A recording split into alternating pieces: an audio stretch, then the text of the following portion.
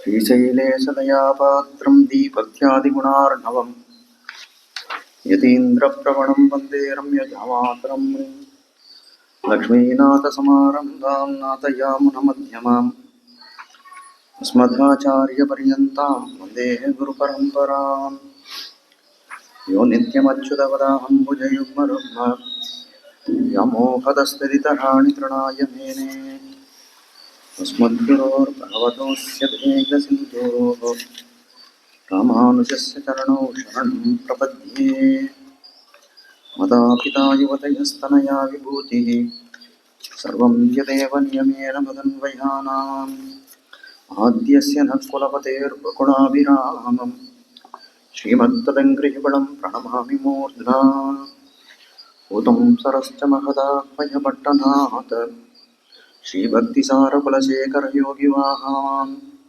भक्ताङ्गिरेण परकालयतीन्द्रमिश्रान् श्रीमत्पराङ्कुशमुनिं प्रणतोऽस्मि नित्यम् लोकाचार्याय गुरवे कृष्णपादस्य सूनवे संसारभोगिसन्धष्टजीवजीवातवे नमः। श्रीशकारिगुरोर्दिव्यश्रीपादाब्जमदव्रतं श्रीमद्यतीन्द्रभ्रमणं वन्दे श्रीलोकाचार्यमुनिं भजे। श्रीवत्सवंसाम्बुधिपूर्णचन्द्रं श्रीरङ्गनाथार्यतनूजरत्नं तत्पादयुग्माम्बुजभृङ्गराजं अण्णङ्गराचार्यमहं प्रपद्ये। आழ்வார் பிரம்மனார்ஜியர் திருவடிகளே சரணம்.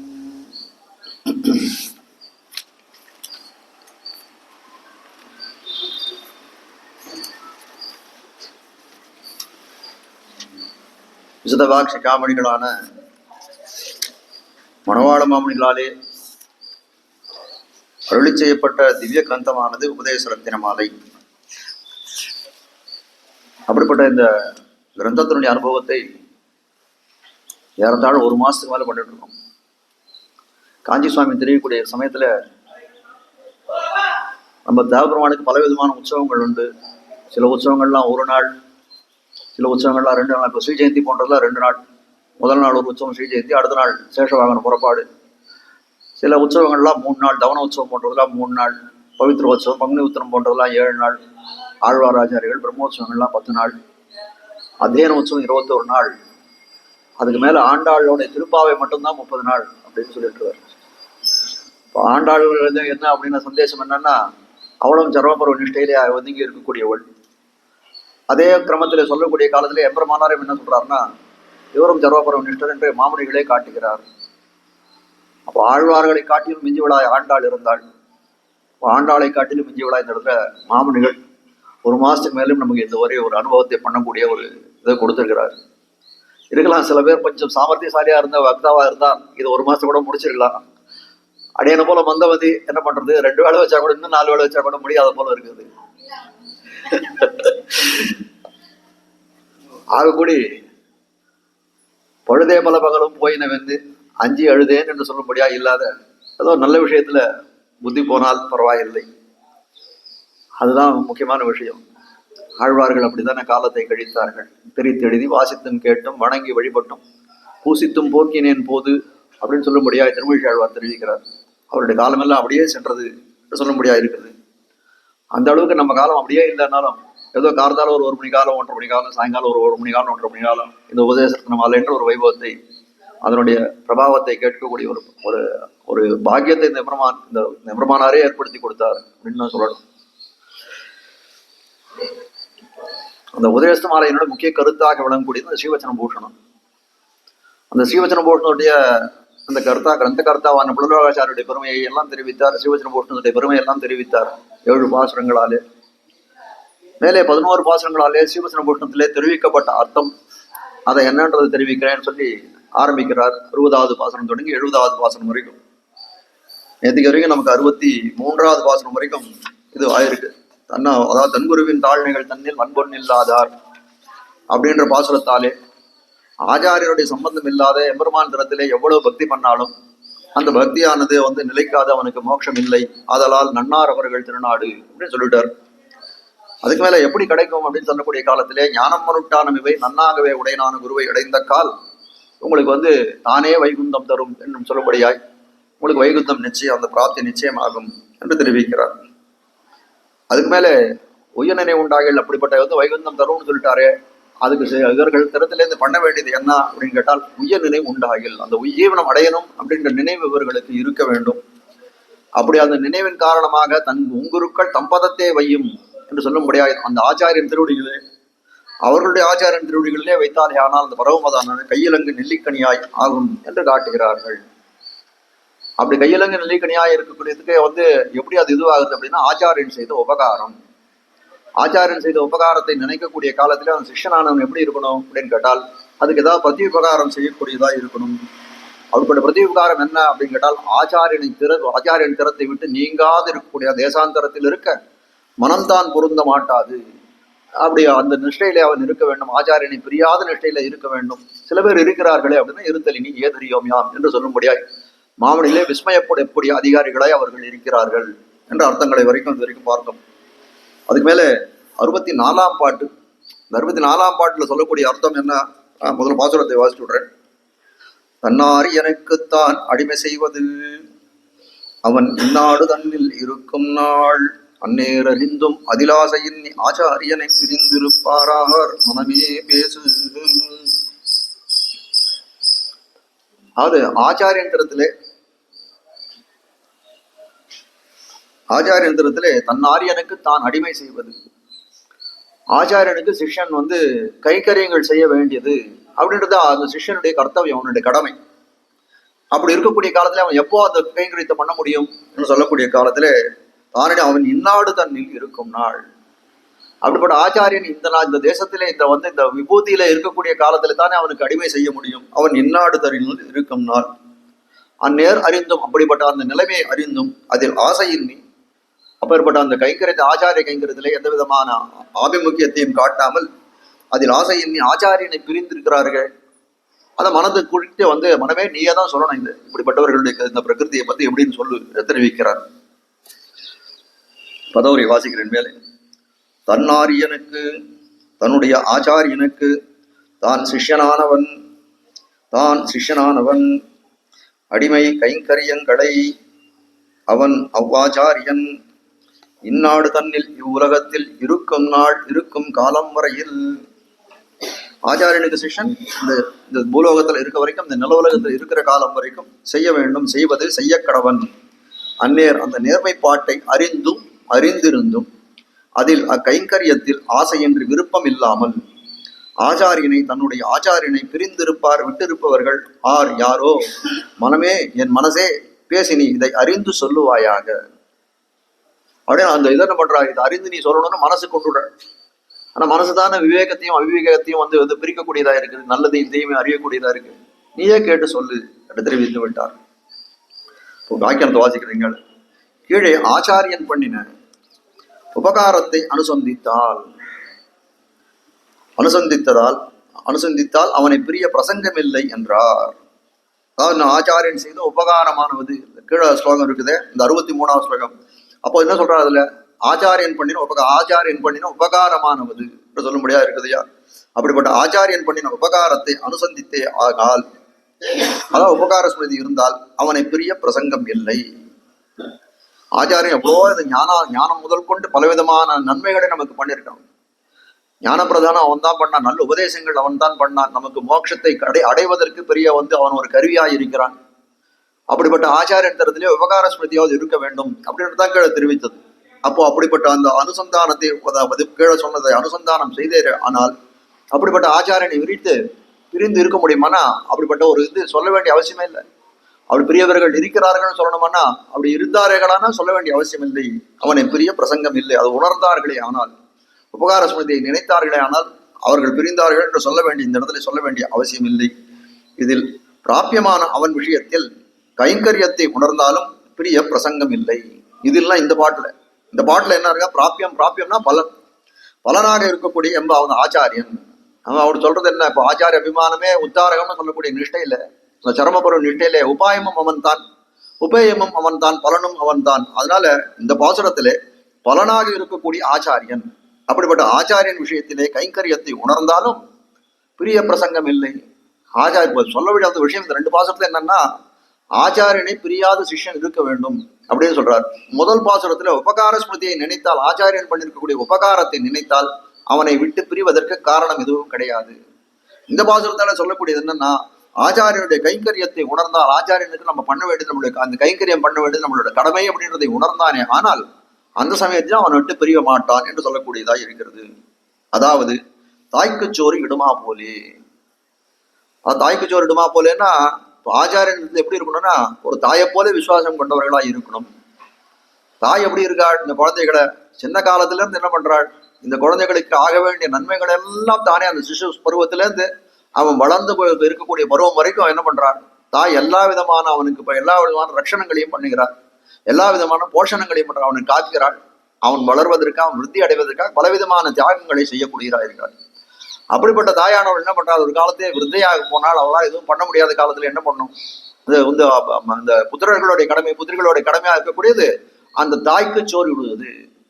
முதல்ல அது எவ்வளவு பெரிய விஷயம், அது நமக்காக இவ்வளவு தூரம் தன்னை வருத்தி கொண்ட அந்த தாய்க்கு சோறிடுவதுன்னா பெரிய கைங்கரியம். அது அதை போல என்று காட்டுகிறார். தாய்க்கு சோறிடுமா போலே தனக்கு அசாதாரண சேஷியான ஆச்சாரியனுக்கு. கீழே ஒரு இடத்துல தெரிவித்தார், பகவானே சாதாரண சேஷிட்டார். இப்ப சொல்றாரு ஆச்சாரியன், அதே இடத்துல சொல்றாரு ஆச்சாரியனா அசாதாரண ரொம்ப விசேஷம் பொருந்தியவன். சேஷினா சுவாமியாய் நமக்கு நாதனாய் நம்மை நினைமைக்கக்கூடியவனாய் இருக்கக்கூடியவன்.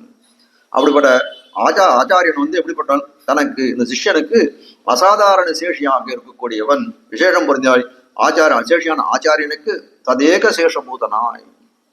இவன் எப்படி இருக்கணும் அப்படின்னு கேட்டால், அவனுக்கே ஆச்சாரியனுக்கே எல்லாம் கைங்கரியம் பண்ணக்கூடிய சேஷபூதன். அவனுடைய ஸ்வரூபத்தை உணர்ந்தானே ஆனால் அவன் என்ன பண்ணணும், எம்பெருமானுக்கு எல்லா விதமான கைங்கரியங்களையும் நான் செய்வேன், அகம் சர்வம் கரிஷ்யாமி என்று லட்சுமணன் சொன்னாலே அது போல அந்த நிஷ்டையில இருக்க வேண்டும் என்று கூடி சொல்லக்கூடியதா இருக்கு. தத் கைங்கரியாதிகளே தனக்கு தாரகாதிகளாய் இருக்கிற அப்படிப்பட்ட அந்த ஆச்சாரியனுடைய கைங்கரியம் அது எப்படி இருக்குன்னா, தாரகம் போஷகம் போக்கியம்னு சொல்லும்படியாய், அதுதான் உண்ணும் சோறு பருகும் நீர் தின்னும் வெத்திலை என்னுமா போலே. அந்த தேகம் தரிக்கணும் அப்படின்னா சோறு வேண்டும், தண்ணீர் வேண்டும், அதுக்கப்புறம் அது இருக்கு, அதுக்கு இதுவா இருக்கக்கூடிய கொஞ்சம் போக்கியமா இருக்கக்கூடிய வெத்தலைனா பதார்த்தங்கள், போக்கிய பதார்த்தங்கள் இந்த இடத்துல நிர்தேசம். அப்படி கூட போக்கிய பதார்த்தங்கள் அதை கொண்டு தரிக்கிறானே இந்த இதை. அது போல அந்த கைங்கரியாதிகள் ஆச்சாரியனுக்கு பண்ணக்கூடிய கைங்கரியாதிகளே எப்படி இருக்கணும், அவனுக்கு எல்லாம் உண்ணும் சோறு பருகம் நீர் தாரக போஷக போக்கியாதிகளை போலே இருக்க வேண்டும் என்று காட்டக்கூடியதா இருக்குது. தன்னுடைய ஸ்வரூப அனுரூபமான கைங்கரியங்களை செய்து உஜ்ஜீவிப்பது. அது மட்டும் இல்ல, அந்த கைங்கரியம் பண்ணணும் அப்படின்னா எப்படி பண்ணணும், அந்த ஸ்வரூபத்துக்கு அனுரூபமான கைங்கரியங்களை பண்ண வேண்டும். அப்போ ஸ்வரூபத்துக்கு அனுரூபமான கைங்கரியங்கள் என்ன அப்படின்னு கேட்டால், அந்த ஆச்சாரியனுக்கு கொடுத்தப்பட்ட ஞானம் இருக்கு, அவனுடைய பரதந்திர ஸ்வரூபத்தை அறிந்து அவனுக்கு அதுக்கு அனுகுணமாக கைங்கரியம் செய்யணும். கைங்கரியம்னா எதை வேணா பண்ணலாம் அப்படின்றது ஒண்ணு இல்ல, ஆச்சாரியனுக்கு அனுகுணமாக கைங்கரியங்கள் பண்ண வேண்டும். அவர் இட்ட வேலைகளை நீங்க செய்யணும். நம்மளே ஆச்சாரியனுக்கு இது நல்லது என்று நம்ம எப்படி தீர்மானம் பண்ண முடியும்? அதாவது லக்ஷ்மணனானவன் என்ன பண்றான், ராமனோட வனவாசத்துக்கு செல்லக்கூடிய காலத்துல கூட போறான். போகக்கூடிய காலத்துல என்ன சொல்றான், லக்ஷ்மணா உனக்கு எந்த இடத்துல பிடிக்கிறதோ ஒரு இடத்துல பஞ்சவட்டியில ஒரு ஆசிரமம் இது பண்ணணும், ஒரு குடில் கட்டணும் ராமனுக்கு தங்கறதுக்கு. லக்ஷ்மணா உனக்கு எந்த இடம் பிடிக்கிறதோ உனக்கு தோன்ற மாதிரி ஒரு குடில் கட்டுன்னு சொன்னான், ஒரு ஆசிரமம் அமைச்சிரும்னு சொன்ன உடனே லக்ஷ்மணனுக்கு ரொம்ப இதுவா எடுத்தோம். ஐயோ சுதந்திரத்தை நம்ம தலையில ஏற்றி விட்டுட்டானே, எம்பெருமானானவன் சுவாதந்திரியத்தை நம்ம தலையில ஏற்றி விட்டானே. உடனே சொல்றான், ராமா அப்படிலாம் நம்ம கிட்ட சொல்லாதே, உனக்கு ஆட்பட்டவன், உனக்கு எப்ப எந்த சதாசர்வ காலத்திலும் கைங்கரியம் பண்ணுவதற்காகத்தான் நாம் இவ்விடத்திலே வந்திருக்கிறோம். அப்படி இருக்கக்கூடிய காலத்துல எந்திரத்துல இந்த சுவாதந்திரத்தை ஏற்றி வைக்காதே, நீயே ஒரு இடத்த சொல்லு, எப்படி கட்டணும்னு சொல்லு, நீ சொல்றபடிதான் நான் செய்வேன் என்று சொல்லக்கூடியதாக இருக்கிறது. அப்போ இந்த காட்டக்கூடிய விஷயம் இந்த இடத்துல என்னன்னா, கைங்கரியம் பண்றது பலவிதமான கைங்கரியங்கள் ஆச்சாரியன் பண்ணலாம், ஆனால் ஆச்சாரியன் உகந்த கைங்கரியமாய் ஆச்சாரியன் கை காட்டக்கூடிய கைங்கரியமாய் நம்ம பண்ணணும் அப்படின்றதான் நம்ம அறிந்து கொள்ள வேண்டிய விஷயம். அதுல இருந்து தன்னுடைய ஸ்வரூப அனுரூபமான கைக்கரியை செய்து உஜ்ஜீவிப்பது, அதாவது மேன்மை அடைவது, சிரேஷ்டம் அடைவது. உஜ்ஜீவனம்ன்றது என்ன அப்படின்னா, இந்த கைங்கரியம் பண்றது தான். அந்த உஜ்ஜீவனம்ன்றது ஆச்சாரியனுடைய கிருபா கடாட்சத்தாலே தானே கிடைக்கக்கூடியதான் இருக்கிறது. அவன் இந்நாடு தன்னில் இருக்கும் நாள். அப்படிப்பட்ட ஆச்சாரியன் கைங்கரியம் பண்ணணும், ஆச்சாரியன் கைங்கரியம் பண்ணல எவ்வளவு நாள் நம்ம அந்த ஆச்சாரியனை கைங்கரியம் பண்ண முடியும், எப்போ பண்ண முடியும் அப்படின்னு கேட்டால், அந்த ஆச்சாரியனானவன் இந்த நிலவுலகத்திலே எவ்வளவு காலம் வசிக்கிறானோ அவ்வளவு காலம் தான் பண்ண முடியும் என்று சொல்லக்கூடியதா இருக்கிறது. அவன் இந்நாடு தன்னில் இருக்கும் நாள், அப்பதானே பண்ண முடியும். அவன் இந்த விபூதியிலே எடுத்த திருமேனியோட சொல்லக்கூடிய காலத்துல திருமேனியோட நேரம் சொல்லிட்டார். எப்படின்னா எம்பெருமான்கள்லாம் பிறக்கக்கூடிய அவதாரம் பண்ணக்கூடியதுல எப்படி வந்து திருமேனி எடுத்துக்கொண்டு பரிகிரகித்துக் கொண்டு அவதாரம் பண்ணார்களோ அது போல ஆச்சாரியனானவன் எப்படி பண்றான், அந்த அவன் இந்த விபூதியில எடுத்த திருமேனியோடு. கீதையில எம்பெருமான் சொல்றான், பிரகிருதித்வாம் அதிஷ்டாய சம்பவாமி ஆத்மமாயா. அதான் எம்பெருமான் ஒரு ஒரு ஒரு ஒரு ஒரு அவதாரங்கள் பண்றானே, அந்த அவதாரங்களுக்கெல்லாம் என்ன பண்றான், அதற்கு தக்க அவனுக்கு தக்க திருமேனியை எடுத்துக்கொள்றான். மீனோடு ஆமை கேழல் நரிகுரலாய் முன்னுமிராமனாய் பின்னுமிராமனாய் சொல்லக்கூடாது. எப்படிப்பட்ட அவதாரங்கள் ஒண்ணு ஒண்ணும். ராமனாக கண்ணனாக பிறந்தது பெரிய ஆச்சரியம் இல்லையா, மச்சனமாக கூர்மமாக வராகனாக நரசிம்மனாக எல்லாம் பிறந்திருக்கிறானே. அதெல்லாம் என்னன்னு சொல்றது அப்படின்னா அவனுக்கு தக்க இது அவன் எம்பெருமான் என்ன நினைக்கிறான், சங்கல்பிக்கக்கூடிய காலத்துல எனக்கு ஏற்ற உருவத்தை நான் ஏற்றுக்கொண்டு பிறக்கிறேன் என்று தெரிவிக்கிறான். அதே போல ஆச்சாரியர்கள் எப்படி பிறக்கிறார் அப்படின்னா அந்த எம்பெருமானே ஒரு அவதாரம் எடுத்தார் போலே வந்து இப்படத்திலே வந்து பிறக்கிறார்கள், எழுந்துள்ளார்கள் திருமேனியோட. அதனால திருமேனி அவன் சாதாரணமா நம்ம என்ன நினைக்கிறோம், ஆச்சாரியன் வந்து இப்போ இருக்கார் அப்படின்றதுனால நம்ம போலவே இருக்கார், நம்ம போலே அவருக்கு தேகம் இருக்கு, நம்ம போலே வர்ணம் இருக்கு, நம்ம போலே பேச்சுகிறார், அதெல்லாம் அந்த இது விருத்திகள் எல்லாம் பார்த்து நம்ம போலே அவரன் அப்படின்னு நினைச்சோம். ஆனால் அது தப்பு. ஆனா என்ன அப்படின்னா உள்ள இருக்கக்கூடிய ஆத்மான்றது எப்படி ஆச்சாரியனுடைய ஆத்மாவும் நம்மளை உஜ்ஜீவிக்கக்கூடிய ஆத்மாவாக அது இருக்கிறது. அந்த வித்தியாசம் இருக்குதானே செய்யுது. அதனால எடுத்த திருமேனியோட அப்ப ஆச்சாரியன் என்ன பண்றான், எம்பெருமான் எப்படி ஒரு திருமேனி அப்ராகிருதமான திருமேனியோட இவ்விடத்திலே வந்து பிறக்கிறானோ அதே போல பிறக்கிறான் என்று காட்டுகிறார்கள். ஈஸ்வர இச்சையாலே அப்படி எழுந்துடக்கூடிய ஆச்சாரியன் எப்படி எழுதுறான்னா ஈஸ்வரனுடைய இச்சையாலே. ஈஸ்வரன் என்ன பண்றான், ஈஸ்வரன் அவதாரங்கள் பண்ணிக்கிறானே, அப்படி பண்ணக்கூடிய காலத்துல எப்படி அவதாரம் பண்ணிக்கிறான் அப்படின்னா தன்னுடைய கிருபையடியாலே அவதாரம் பண்ணிக்கிறான். நாமெல்லாம் எப்படி நம்மளுடைய பிறப்பெல்லாம் எப்படி இருக்கு அப்படின்னு கேட்டால் நம்மளுடைய கர்மாக்களின் அடியாலே. ஆச்சாரியன் எப்படி அவதாரம் பண்றான்னா ஈஸ்வரனுடைய இச்சையாலே. என்ன பண்றார், எம்பெருமானார் அவதாரம் பண்ணணும், அந்த ஆதிசேஷனை கொண்டு இந்த உலகத்தை திருத்த வேண்டும், கலியும் கெடும் கண்டு கொண்டு ஆழ்வார் தெரிவிச்சிட்டாரே. அப்படிப்பட்ட அந்த கலிதோஷத்தை தீர்ப்பதற்காக ஒரு உத்தம புருஷன் இந்த பூமியில பிறக்க வேண்டும் என்று சொல்லக்கூடிய காலத்துல எம்பெருமானாருக்கு கட்டளையிடுகிறார், ஆதிசேஷனுக்கு கட்டளையிடுகிறார் எம்பெருமான், நீ போய் 200 ஆண்டுகள் இந்த பூமியில இருந்து வா அப்படின்றதுதான் கட்டளை. அப்ப என்ன பண்றார், 120 சம்பத்சரம் எம்பெருமானாராக வாழ்கிறார். அதுக்கப்புறம் திருப்பி தன்னடை சோதிக்கும் வந்து அந்த பரமபத்துக்கு எழுந்துள்ளார். எம்பெருமானை பிரிந்து இனிமேல் இருக்க முடியாதுன்னு எம்பெருமானார். அப்படி போகக்கூடிய காலத்தில் சில காலம் கழித்து என்ன பண்றாரு, திருப்பி ஒரு 400 வருஷம் கழிச்சு இல்ல இன்னும் ஒரு 80 வருஷம் பாக்கி இருக்கேன், நீர் போயிட்டு வரோம் அப்படின்னு சொல்லக்கூடிய காலத்துல 73 திருநட்சத்திரங்கள் மாமுனிகளா திருவவதாரம் பண்ணார். அப்ப என்ன அப்படின்னு கேட்டால் ஈஸ்வரனுடைய இச்சையாலே வந்து திருவவதாரம் பண்ணுகிறார்கள் ஆச்சாரியர்கள் என்று சொல்லக்கூடியவர்கள். நம்மளை போல கர்மமடியாக அவர்கள் பிறப்பதில்லை. ஈஸ்வர இச்சையாலே எழுந்தருள் இருக்கும் நாளாய்த்து ஈஸ்வருடைய இச்சையாலே அவதாரம் பண்ணுகிறார்கள். அப்படி அவர் எழுந்தருள் இருக்கும் நாளாய்த்து இவன் அடிமை செய்யலாவது. அப்ப இவருக்கு அப்படிப்பட்ட ஆச்சாரியனுக்கு கைங்கரியம் பண்ணணும்னா எப்படி கைங்கரியம் பண்ணலாம், எந்த சமயத்துல கைங்கரியம் பண்ண முடியும் அப்படின்னு கேட்டால் அந்த ஆச்சாரியனானவன் என்ன பண்றான், இச்சையடியாலே பிறந்தாலும் என்ன பண்றான், எம்பெருமான் சில சமயங்கள் என்ன பண்றான், ஆச்சாரியை தன்னுடைய சோதிக்கு அழைத்துக் கொள்கிறானே. அப்ப நம்ம கைங்கரியம் பண்ணணும் அப்படின்னா என்ன ஆறுது அப்படின்னா பரிச்சேத்தியமா இருக்கக்கூடிய ஒரு வந்து வாழ்வு அவருக்கு ஆச்சாரியனுக்கு இந்த இடத்துல. அதனால என்ன பண்றாரு, தன்னுடைய அந்த வாழ்வு முடிஞ்ச அந்த இது அவருடைய வந்து அவதார பூர்த்தி அந்த இதெல்லாம் முடிஞ்சு கொடுத்தனா தான் திரும்பி சென்று விடுகிறார். அப்படி இருக்கக்கூடிய கைங்கரியம் பண்ணணும்னா என்ன பண்ணணும், இந்த இடத்துல தான் கைங்கரியம் பண்ணணும். அதுல இன்னொரு விஷயம், இப்போ கூரத்தாழ்வான் எம்பெருமானாருக்கு முன்னாடி தனக்கு வந்து பரமபத பிராப்தி வேணும்னு நினைச்சார். காரணம் என்ன அப்படின்னு கேட்டால் அந்த இடத்துல இருக்கக்கூடிய முக்தாத்மாக்களானவர்கள் ஏற்கனவே இருக்கக்கூடியவர்கள் பின்னாடி வரக்கூடியவர்களே அந்த பாத பிரக்ஷான் அவர்கள் திருவடியை வந்து நீர் கொண்டு விலக்கி அவர்களை வந்து அழைத்துக் கொள்கிறார்கள் அப்படின்னு நம்மாழ்வாரே பாடுகிறார்கள்.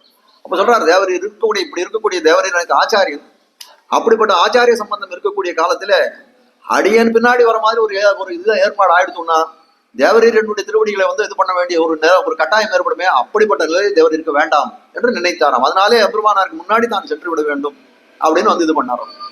அப்போ அப்படி இருக்கக்கூடிய காலத்துல என்னன்னா இப்படிப்பட்ட குரு சிஷ்ய இது வந்து அந்த சம்பந்தமானது பரமபதம் இருக்குன்னு தானே அவர் நினைக்கிறார், பரமபதம் இருக்கு என்று தான் நினைக்கிறார் என்று சொல்லக்கூடியா இருக்கிறது. நாதவணிகள் தான் ஆடவந்தார் பாடுகிறார், அத்திர பரத்திர சாபி தஸ்மை நமோ மதுஜிதங்கிரி சரோஜ தத்துவ ஞானானுராக மகிமாதி சயாந்த சிம்னே நாதாய நாத முனையே அத்திர பரத்திர சாபி. அத்திரனா இங்க, பரத்திரனா பரவது. எனக்கு வந்து ஆச்சாரியனா இருக்கக்கூடிய ஒரு நாதமுனிகள் அப்படிப்பட்ட அந்த சம்பந்தமான குரு சிஷ்ய சம்பந்தமா இருக்கக்கூடியது எங்கன்னா இங்கேயும் உண்டு அங்கேயும் உண்டு என்று சொல்லக்கூடியதா இருக்கு. ஆச்சாரியர்களா இது நிர்மிதம் பண்ணப்பட்டாலும் அந்த இடத்துல பரமபதம் சொல்லக்கூடிய இடத்துல எப்படி இருக்கு அப்படின்னு கேட்டால் அந்த இடத்துல போகக்கூடிய காலத்தை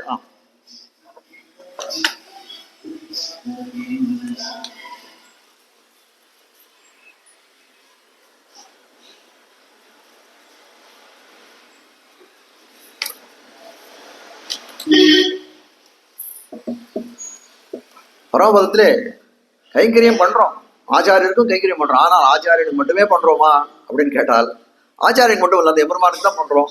அவ்விடத்தில் இருக்கக்கூடிய நித்திய முக்தாத்மாக்கள் எல்லாருக்கும் தான் பண்றோம். அப்படியான ஒரு நிலைமை அது. ஆனால் ஆச்சாரிய அபிமானமே உத்தாரகம் என்று சொல்லி சர்மபர்வ நிஷ்டையா இருக்கக்கூடியது ஆச்சாரியனுக்கே இந்த கைங்கரியங்கள் எல்லாம் அப்படின்னு பண்ணக்கூடியது எங்க அப்படின்னா இந்த நில உலகத்துல தான். அதனாலதான் என்ன பண்ணணும், அங்க போய் நான் கைங்கரியம் பண்றேன்னு நினைக்காதையும் இங்க பண்ணா ஆச்சாரியனுக்கே பண்ணலாம் என்று சொல்லக்கூடியதாக இருக்கிறது. அவன் இந்நாடு தன்னில் இருக்கும் நாடு எழுந்திருக்கும் நாளாய்த்து இவன் அடிமை செய்யலாவது. அந்நாட்டிலே போனால் எல்லாரும் அயர்வரும் அமரர்கள் அதிபதியானவருடைய அனுபவ கைங்கரியங்களே ஆழங்கால் பட்டு குமிழ் நீரிண்டு போம் அத்தனை இரு. அதாவது பரவத்துக்கு போனால், அந்நாட்டிலே போனால், பரவத்துக்கு போனால் என்ன ஆகும், எல்லாரும் அயர்வரும் அமரர்கள் அதிபதி என்று சொல்லக்கூடிய எம்பெருமானா இருக்கக்கூடியவன் அவனுடைய அனுபவ கைங்கரியிலே ஆழங்கால் படுவார்கள். பிரதமமா இருக்கக்கூடிய கைங்கரியம் நமக்கு என்ன இருக்கும் அந்த இடத்துல அப்படின்னு கேட்டால் அந்த பகவானுக்கு பண்ணக்கூடிய கைங்கரியம் தான், அந்த ஸ்ரீமன் நாராயணன் பண்ணக்கூடிய கைங்கரியம் தான் பரவத்துல ரொம்ப முக்கியமா இருக்கும் என்று காட்டக்கூடியதா இருக்குது. அப்படிப்பட்ட இது எப்படி இருக்கும் அப்படின்னா சதாபஷ்யந்தி சூரையா என்று சொல்லும்படியாய் எப்பொழுதும் அவன் அனுபவமாக அவர்களுக்கு சென்று கொண்டிருக்கக்கூடியது. அப்படிப்பட்ட அனுபவமானது எப்படி பண்றது, அதிலே ஆழங்கால் படுவார்கள். காலாழும் நெஞ்சழியும் கண் சுழலும் என்று சொல்லும்படியாய் அந்த கரணங்கள் எல்லாம் சிதைந்து போகும் அளவுக்கு இருக்கக்கூடியதாக இருக்கிறது. அப்போ எம்பெருமான அனுபவத்தை அவர்கள் எல்லாம் போயிடுச்சுன்னா என்ன பண்ணுவா அப்படின்னா எதுவுமே பண்ண முடியாது. அப்போ குமிழ் நீர் உண்டு. அப்படியே வந்து என்ன சொல்றான், ஒரு குமிழ் நீர் உண்டுன்னா அப்படியே ஒரு மூழ்கி போறாம இருக்கும். ஒருத்தன் நீச்சல் தெரியாது, ஒருத்தன் போய் ஒரு இடத்துல போய் வந்து முழுகிறான். மூழ்கினான்னா எப்படி இருக்கான் அப்படின்னு கேட்டா அவன் எழுந்து வரானா நீச்சல் தெரியாது, என்ன பண்ணுவான், அப்படியே கீழே போயிட்டே இருப்பான். அப்போ என்ன ஆகும், அப்படியே வந்து இந்த குமிழ் நீர் மேல அவன் உள்ள போகக்கூடிய காலத்துல குமிழ் நீர் உண்டு. அப்படிப்பட்ட பெரிய சாகரம் ஆழியான் என்னும் ஆழமூழையில் பாய்ச்சி அகப்படுத்தி மூளையும் பறியாததென்னும் மூதுரையும் அளவே என்று தெரிவிக்கிறார் பெரியாழ்வார். ஏழை பேதையோர் பாலகன் வந்து என் பெண்மகளை எழுதி தோழிமார் பலர் கொண்டு போய் செய்த சூழ்ச்சியை யார் குறைக்கேன், ஆழியான் என்னும் ஆழமூழையில் பாய்ச்சி அகப்படுத்தி மூளையும் பறியாததென்னும் மூதுரையும் அளவே. என் பெண்ணானவர் எப்படிப்பட்டவள், பெரியாழ்வார் பாடல், என் பெண்ணானவள் எப்படிப்பட்டவள் தெரியுமா, என் பெண்ணானவள் பாவம் ஏதோ கண்ணன் இடத்துல கொஞ்சம் ஆசை சபலம் உண்டு அவளுக்கு. அவள் என்ன பண்ணார், பல தோழிமார்கள் கிருஷ்ணானுபவம் ரொம்ப இது, கிருஷ்ணானுபவம் ரொம்ப இது வா அப்படின்னு சொல்லி என்ன பண்ணாலாம், கிருஷ்ணானுபவம் சொல்லக்கூடிய ஒரு பெரிய பெருக்காற்றிலே கொண்டு போய் விட்டார்கள். வெள்ளம் போர் அப்படின்னு ஆழியான் என்னும் ஆழமூழையில் வாய்ச்சி அகப்படுத்தி பாவம் தெரியாது போய் அதில் போய் மாட்டின்ட்டான் என்று சொல்லும்படியாய் அப்படிப்பட்டது இருக்கு. எம்பெருமானார் தன்னுடைய கத்தியத்துல பாடக்கூடிய காலத்திலே அமிர்த சாகராந்தர நிமக்னஹா சர்வாவயவா சுகம் ஆசீதா. எம்பெருமானாரே சொல்ற அந்த இடத்துல போகக்கூடிய காலத்துல என்ன பண்ணேன், ஒரு அமிர்தா சாகரம் எம்பெருமானுடைய அனுபவமானது எப்படி இருக்குன்னா அமிர்த சாகரம்னா கடல், அமிர்த சாகரம் அமுதை போல அமுத கடலாக இருக்கக்கூடிய அந்த பகவத் அனுபவமானது. அப்படிப்பட்ட அமிர்த சாகராந்தர் நிமக்னஹா எம்பெருமான் சொல்ற அதுல அப்படியே அடி உண்டேன், அப்படியே மூழ்கி போனேன் நான் என்று காட்டக்கூடியது. அமிர்த சாகராந்தர் நிமக்னஹா சர்வாவயஹா சுகம் ஆசீதா, எப்படிப்பட்ட இன்பமாக இருக்கிறது, எல்லா அவயவங்களுக்கும் இன்பத்தை கொடுக்கக்கூடியதா இருக்கக்கூடியது அந்த பகவத் அனுபவமாவது என்று சொல்லக்கூடியதாக இருக்கிறது. அப்படிப்பட்ட இதுல இருக்கக்கூடிய காலத்திலே அந்நாட்டிலே போனால் எல்லாரும் எப்படி இருப்பார்கள் என்று கேட்டால் அந்த எம்பெருமானுடைய அனுபவமாவதே சொல்லக்கூடிய காலம் வந்து அந்த இடத்துல வந்து ஆட்சி செய்யாத காலம். நகாலகா தத்துவ பிரபு என்று சொல்லும்படியாய் அந்த தேசத்திலே பரமபதத்திலே காலம் என்று சொல்லக்கூடியது ஆட்சியே கிடையாது. கடிகாரத்தை பார்த்து எந்த காரியத்தையும் பண்ண வேண்டிய அவசியம் இல்லை. ஆனால் என்ன அப்படின்னு கேட்டால் அந்த கடிகாரத்தை பார்த்து காரியம் பண்ணலைன்னா கூட அந்த அனுபவமானது என்ன பண்ணும், எப்பொழுதும் நாள் திங்கள் ஆண்டு ஊழிதோறும் அப்பொழுதைக்கு அப்பொழுது ஆறாவது என்று சொல்லும்படியாய் அப்படியே வளர்ந்து கொண்டு இருக்கக்கூடிய அனுபவமா இருக்க தவிர எந்த சமயத்தையும் அது முடியக்கூடிய அனுபவமா இருக்காது. அப்போ அந்த இடத்துல போகக்கூடிய காலத்துல பிரதமமா பண்ணக்கூடிய அனுபவம் என்ன, எம்பெருமான் தரத்திலே அந்த அனுபவங்களானது அந்த இறை அனுபவம் அந்த இடத்திலே சென்று விடும் என்று சொல்லக்கூடியதா இருக்கிறது.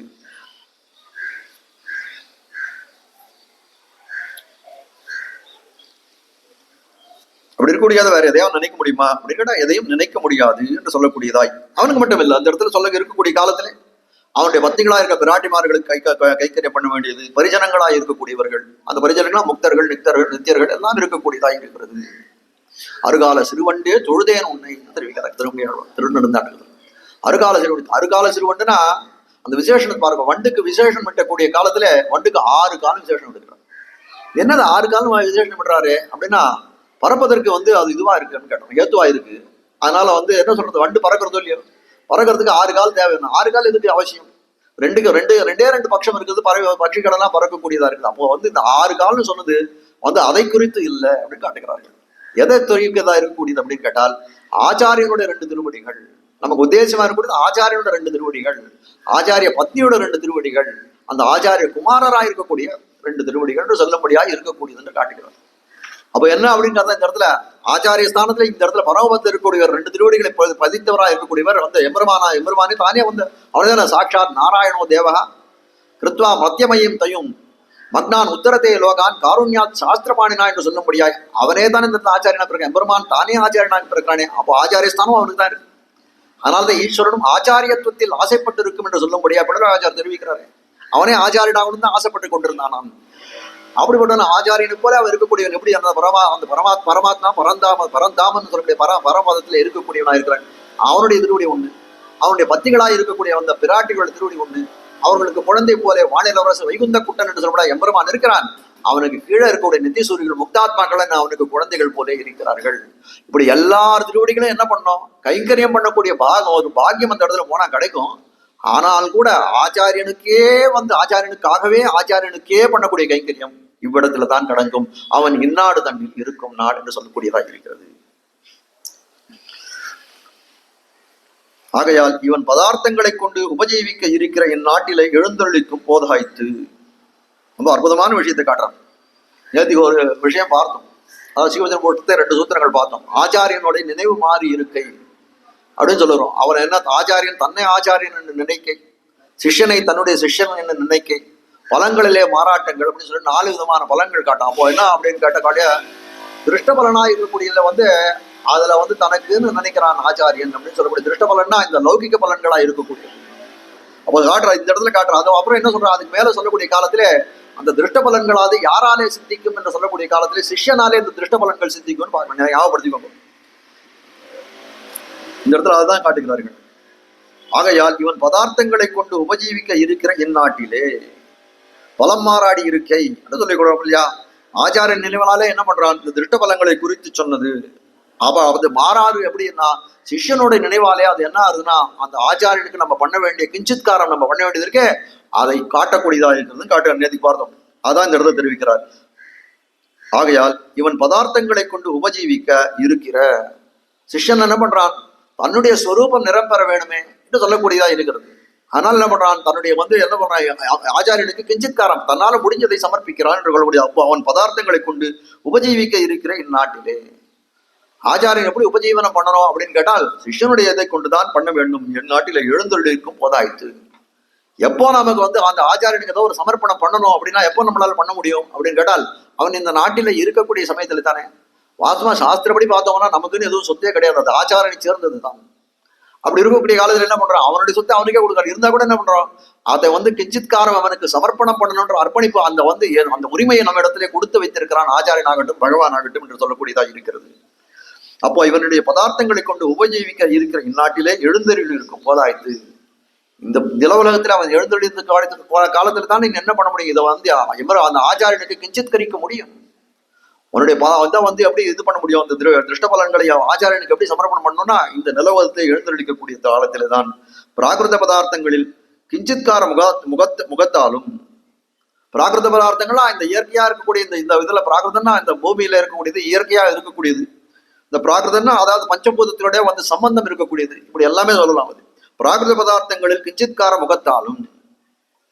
அதுக்கு மேலே தெரிவிக்கிறார், இவன் கரணங்கள் அடியாக உண்ட சுசுரூஷாதிகளாலும் ஆய்த்து அவன் அடிமை கொண்டருள்வது.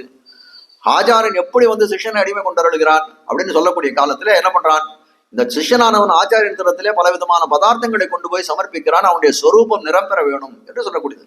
சாஸ்திரமே சொல்றது, ஒரு பெரியவர்களை போய் வந்து சந்திக்கக்கூடிய காலத்திலே சேவிக்கக்கூடிய காலத்திலே வந்து ரிக்த ஹஸ்தமா போகாது, அதாவது கையில ஒன்றுமில்லாத போகாதுன்னு தெரிவிக்கிறது.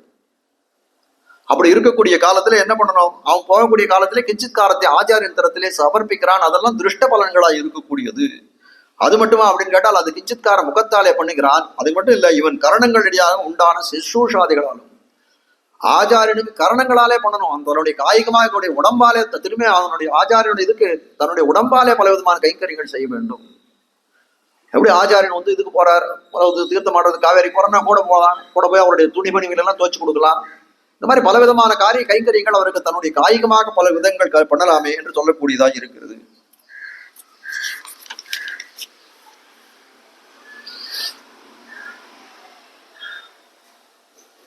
நெய்யமர் இன்னடிசில் நிச்சல் பாலோடு மேவீரோ என்றும் குருக்களுக்கு அனுகூலரா என்றும் சொல்ல கடவுதிரே.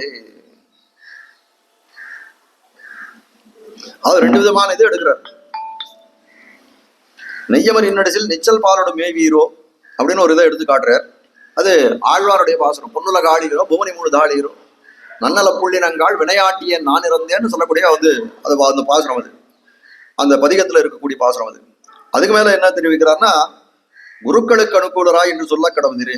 இப்போ ரெண்டு விஷயம் நம்ம இந்த இடத்துல காட்டுறோம். ஒண்ணு அந்த சிஷ்யனான என்ன பண்றான், பிராகிருத பதார்த்தங்கள்னு சொல்லக்கூடிய இந்த பிரகிருதி சம்பந்தமுடைய இருக்கக்கூடிய வஸ்துக்கள் எல்லாம் ஆச்சாரியனுக்கு சமர்ப்பிக்கிறான். அப்ப இந்த இடத்துல அதுக்கு சதுருஷமா காட்டக்கூடியது நெய்யமர் இன்னடிசில் நிச்சல் பாலோடு மேவீரோ. அதாவது அந்த பராங்குச நாயகியானவள் தூது அனுப்புகிறாள். தூது அனுப்பக்கூடிய கிளிக்கு சொல்றாரு, நீ போய் எம்பெருமான் தரத்துல போயிட்டு வந்தேன்னா உனக்கு என்ன கொடுப்பேன் அப்படின்னு சொல்லக்கூடிய காலத்துல என்ன சொல்றாருன்னா, நெய்யமர் இன்னடிசில் நிச்சல் பாலோடு மேவீரோ என்று சொல்லக்கூடியதா இருக்கிறது. அப்போ என்ன பண்றாள், அவருக்கு சொல்லக்கூடியது என்ன, கொடுக்கக்கூடியது என்ன, பிராகிருத பதார்த்தங்கள். நெய், பால், அடிசில், அந்த பக்கார அடிசில் சொல்லக்கூடிய பதார்த்தங்கள் அது பிராகிருத பதார்த்தங்கள் சொல்லக்கூடியதா இருக்கு. அதே மாதிரி சொல்றார், நிச்சல் பாலோடு மேவீரோ என்று குற்றமின்றி குணம் பெருக்கி குருக்களுக்கு அனுகூலராய். பாசனம் திருக்கோஷ்டி பாசனம் நேதிக்க 2-3 பாசனம் எடுத்து காமிச்சார். அந்த பாகத்தோட விசேஷங்களை காட்டக்கூடிய இன்னைக்கு அதே மாதிரி காட்டுறார். குற்றமின்றி குணம் பெருக்கி குருக்களுக்கு அனுகூலராய். அந்த சிஷ்யனானவன் எப்படி இருக்கணும் அப்படின்னு கேட்டால் குருக்களுக்கு அனுகூலராய் இருக்கணும். எப்படி பண்ணுவான், தன்னுடைய குற்றங்களை எல்லாம் தோஷங்களை எல்லாம் போக்கி குற்றமின்றி குணம் பெருக்கணும். குணத்தை ஆச்சாரியன் சொன்ன நல்லுபதேசங்களாலே அந்த குணங்களை நல்ல மேன்மேலும் நம்மளா பிரசுரமாகும்படியாகும் அவனுக்கு ஏற்பட்டிருக்கக்கூடிய அந்த குற்றங்களை எல்லாம் குறைத்து கொண்டு ஆச்சாரியனுக்கு அனுகூலமான கைங்கரியங்களை செய்யக்கூடியவனாய் இருக்கணும். அப்படி அனுகூலமான கைங்கரியை செய்யணும்னா என்ன அப்படின்னு கேட்டால் அது கரணங்களாலே செய்யக்கூடியது. மேல சொன்னது என்ன, ஆச்சாரியனுக்கு பிராகிருத பதார்த்தங்களை கிஞ்சித் கரிக்க வேண்டும். அதுக்கு மேல சொல்றார், கரணங்களாலே அவனுக்கு கைங்கரியம் பண்ண. இது ரெண்டு இடத்தையும் இந்த இடத்துல காட்டுகிறார். குருக்களுக்கு அனுகூலராய் என்று சொல்லப்படுவது, அவன் அந்நாட்டில எழுந்திருந்தார், இவன் இந்நாட்டில யாருக்கு அடிமை செய்ய போகிறான். அந்த ஆச்சாரியனானவன் எங்க எவ்வளவு நாள் இந்த தேசத்துல இருக்கிறானோ அவ்வளவு நாள் தான் இவ்விடத்துல இருப்பான் என்று சொல்லக்கூடியதா இருக்கிறது. பொன்னுல காடீரோ போனி மூணு தாடீரோன்னு சொல்லக்கூடியதா அப்படி தூது விடுகிறாள் ஆழ்வார். அப்படிப்பட்ட தூது விட காலத்திலே அந்த பிராகிருத பதார்த்தங்களை கொடுக்கிறான்னு காட்டக்கூடியதா இருக்கு. அவன் அந்நாட்டில எழுந்துனா இந்நாட்டில் யாருக்கும் நம்ம பயங்கர முடியும், யாருக்கும் பண்ண முடியாது. என்னை போலே வாய்ப்புக்கும் சோற்றை பறிவிடாதே என்றாரே நஞ்சியர். நஞ்சியர் என்ன சொல்லாரா, ஒரு இது தெரியாது, என்னை போல வாயில புகுந்த சோத்தை பறி கொடுத்துட்டேன் நான். அப்படி நீங்களும் எழுந்துடாதீங்க, ஆச்சாரியன் கைங்கரியம் பண்ணா நீங்களும் எழுந்துடாதீங்க. நஜீர் எப்படிப்பட்டா எவ்வளோ கைங்கரியம் பண்ணியிருக்காரு. அவ்வளோ என்ன சொல்றாரு. அப்ப காட்ட வந்த விஷயம் இந்த இடத்துல என்ன அப்படின்னு கேட்டால், நஞ்சியர் சொன்ன விஷயம் என்னன்னா, நஞ்சியர் பட்டராலே திருப்தி பண்ணி கொண்டு இந்த இடத்துக்கு வந்தார். ஸ்ரீரங்கத்துக்கு வரக்கூடிய காலத்துல அவர் நினைச்சார், பட்டர் ஒரு தன்னை காட்டிலும் சின்ன வயசுக்காரராக இருக்கார், திருநட்சத்திரத்துல சிறியவராக இருக்கார், இன்னும் பல காலம் எழுந்துள்ளி இருக்கலாம். ஏன்னா பட்டருடைய திருநட்சத்திரம் சொல்லக்கூடிய காலத்துல 2-3 விஷயங்கள் தெரிவிக்கலாம். அதாவது அவர் பட்டர் திருநாடு அலங்கரித்தது எந்த திருநட்சத்திரம் சொல்ல முடியல. 52 சொல்றா, 32 சொல்றா, 27 சொல்றா. ஆனா இவர் என்ன பண்ணார், நஞ்சியர் என்ன பண்ணார், அதுக்கெல்லாம் மேல எழுதி வச்சுருக்க தன்னோட இதுல, ஐயோ பால்யத்திலே இழந்தேனே பட்டரை நான் சொல்லக்கூடியதா இருக்கு. அவர் அது என்ன பண்றாரு, பெருமீடு தத்துவம் நம்பருமான அவனுக்கு பட்டருக்கு அந்த இதை கொடுத்துட்டார். மோட்ச சாம்ராஜ்யத்தை கொடுத்த காலத்துல அந்த திருநந்தாண்ட உபன்யாசத்தை பண்ணி கொண்டிருக்கிறார் பட்டர்.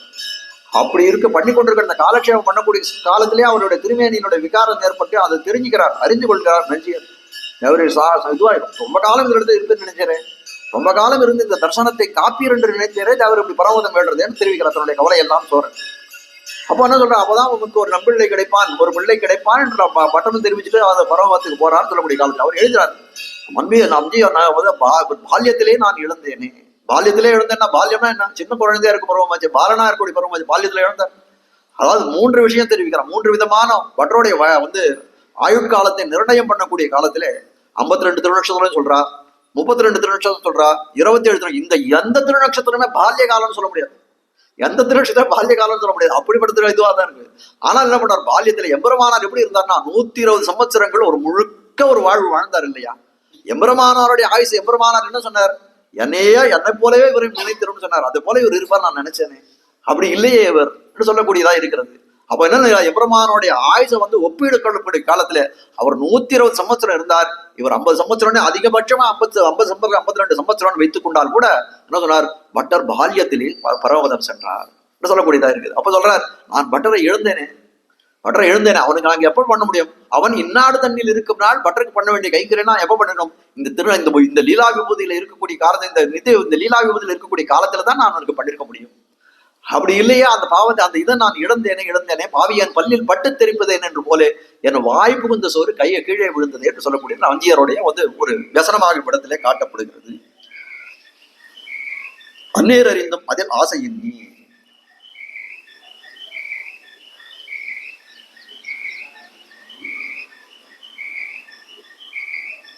அதாவது வஸ்துஸ்திதி அந்நேர் அறிந்தும் அதில் ஆசையின் நீ. அந்த நேர்பாட்டை அந்நேர் அறிந்தும் அப்படிப்பட்ட விஷயம் அந்த கைங்கரியம் எப்போ பண்ணணும் அப்படின்னா அந்த நேர்பாட்டை அறிந்திருக்கிறானே அவன். அதாவது இந்த கைங்கரியம் ஆச்சாரியனுக்கு பண்ணக்கூடிய கைங்கரியம் அவன் இந்த லீலா விபூதியில எழுந்திருக்கக்கூடிய சமயத்துலதான் பண்ண முடியும். அதை அறிந்தவனாக இருக்கிறான். அதில் ஆசையின் ஆனாலும் என்ன பண்றான் அப்படிப்பட்ட பரிமிதமாக இருக்கக்கூடிய ஒரு ஆயுட்காலமாக இருக்கக்கூடியதே இந்த ஆச்சாரியனுடையது. அதனால என்ன பண்றான் அதில் ஆசையோடு இருக்கணுமே. அப்படி வர்த்திக்கவில்லை அவன் ஆசையின்றி அந்த நேர்பாட்டை சாஸ்திர வச்சனங்களாலும் சதாச்சாரிய உபதேசங்களாலும் அறிந்து வைத்து. அப்படி எப்படி இருக்கான் அவன் இந்த ஆச்சாரியனானவன் எப்படி இருக்கான் அப்படின்னு சொல்லக்கூடிய காலத்துல அது எப்படி அந்த அந்த ஞானம் ஏற்படுறது கொஞ்ச காலம் தான் இந்த பூமியில இருக்கான். அவனுடைய இதுவாயிடுச்சுன்னா எம்பெருமான் திருப்பி அழைத்த காலத்திலே திருப்பி எம்பெருமானான இந்த ஆச்சாரியனும் திருப்பி தன்னுடைய ஜோதிக்கு அந்த பரவத்துக்கு சென்று விடுகிறான் அப்படின்னு அந்த ஆச்சாரியனுடைய காலம் பரிமிதம் என்று அறிந்தாலும் அதை எப்படி அறிகிறான் என்று சொல்லக்கூடிய காலத்திலே அந்த சதாச்சாரிய சாஸ்திர வச்சனங்களாலும் சாஸ்திர வச்சனங்கள் தெரிவிக்கிறது இப்படிப்பட்ட ஆயுசு தான் அப்படின்னு தெரிவிக்கிறது. அதே மேல சதாச்சாரிய உபதேசங்கள் சதாச்சாரியர்கள் சொல்லக்கூடிய உபதேசங்கள் சொல்லக்கூடிய காலத்துல என்ன பண்றாரு அவர்கள்லாம் அந்த மின்னின் நிலையில மண்ணுயிர் ஆக்கைகள் என்று சொல்லும்படியாய் இந்த ஆக்கைக்கு இவ்வளவுதான் ஆயுசுன்னு நிர்ணயம் பண்ணி வச்சிருக்கான் பகவான் இடத்தெல்லாம் தெரிவிக்கிறார்களே. அப்படி இருக்கக்கூடிய காலத்தை அப்படிப்பட்ட ஞானத்தையும் அடைகிறான். யாராலே அந்த ஆச்சாரியனாலே இந்த ஞானத்தை லபிக்கிறான். அப்படிப்பட்ட அந்த ஆச்சாரியனாலே அடைந்த ஞானத்தை கொண்டு என்ன பண்ணணும் அவன் இதெல்லாம் அறிந்து கொள்கிறானே. அப்ப என்ன பண்ணணும் அவன் கைங்கரியம் பண்ணணுமே. அப்படி இல்லையா அதில் ஆசை இல்லாமல் இப்படி அடிமைக்கு பாங்கான தேச காலங்களையும் தேசிகரையும் பெற்றிருக்கிற நேர்பாட்டை அறிந்து இப்படி இந்த லீலா விபூதி இருள் தரமா ஞானம்னு ஒரு இருந்தா கூட எப்படி இருக்கு அப்படின்னு கேட்டால் அடிமைக்கு பாங்கான தேசம்.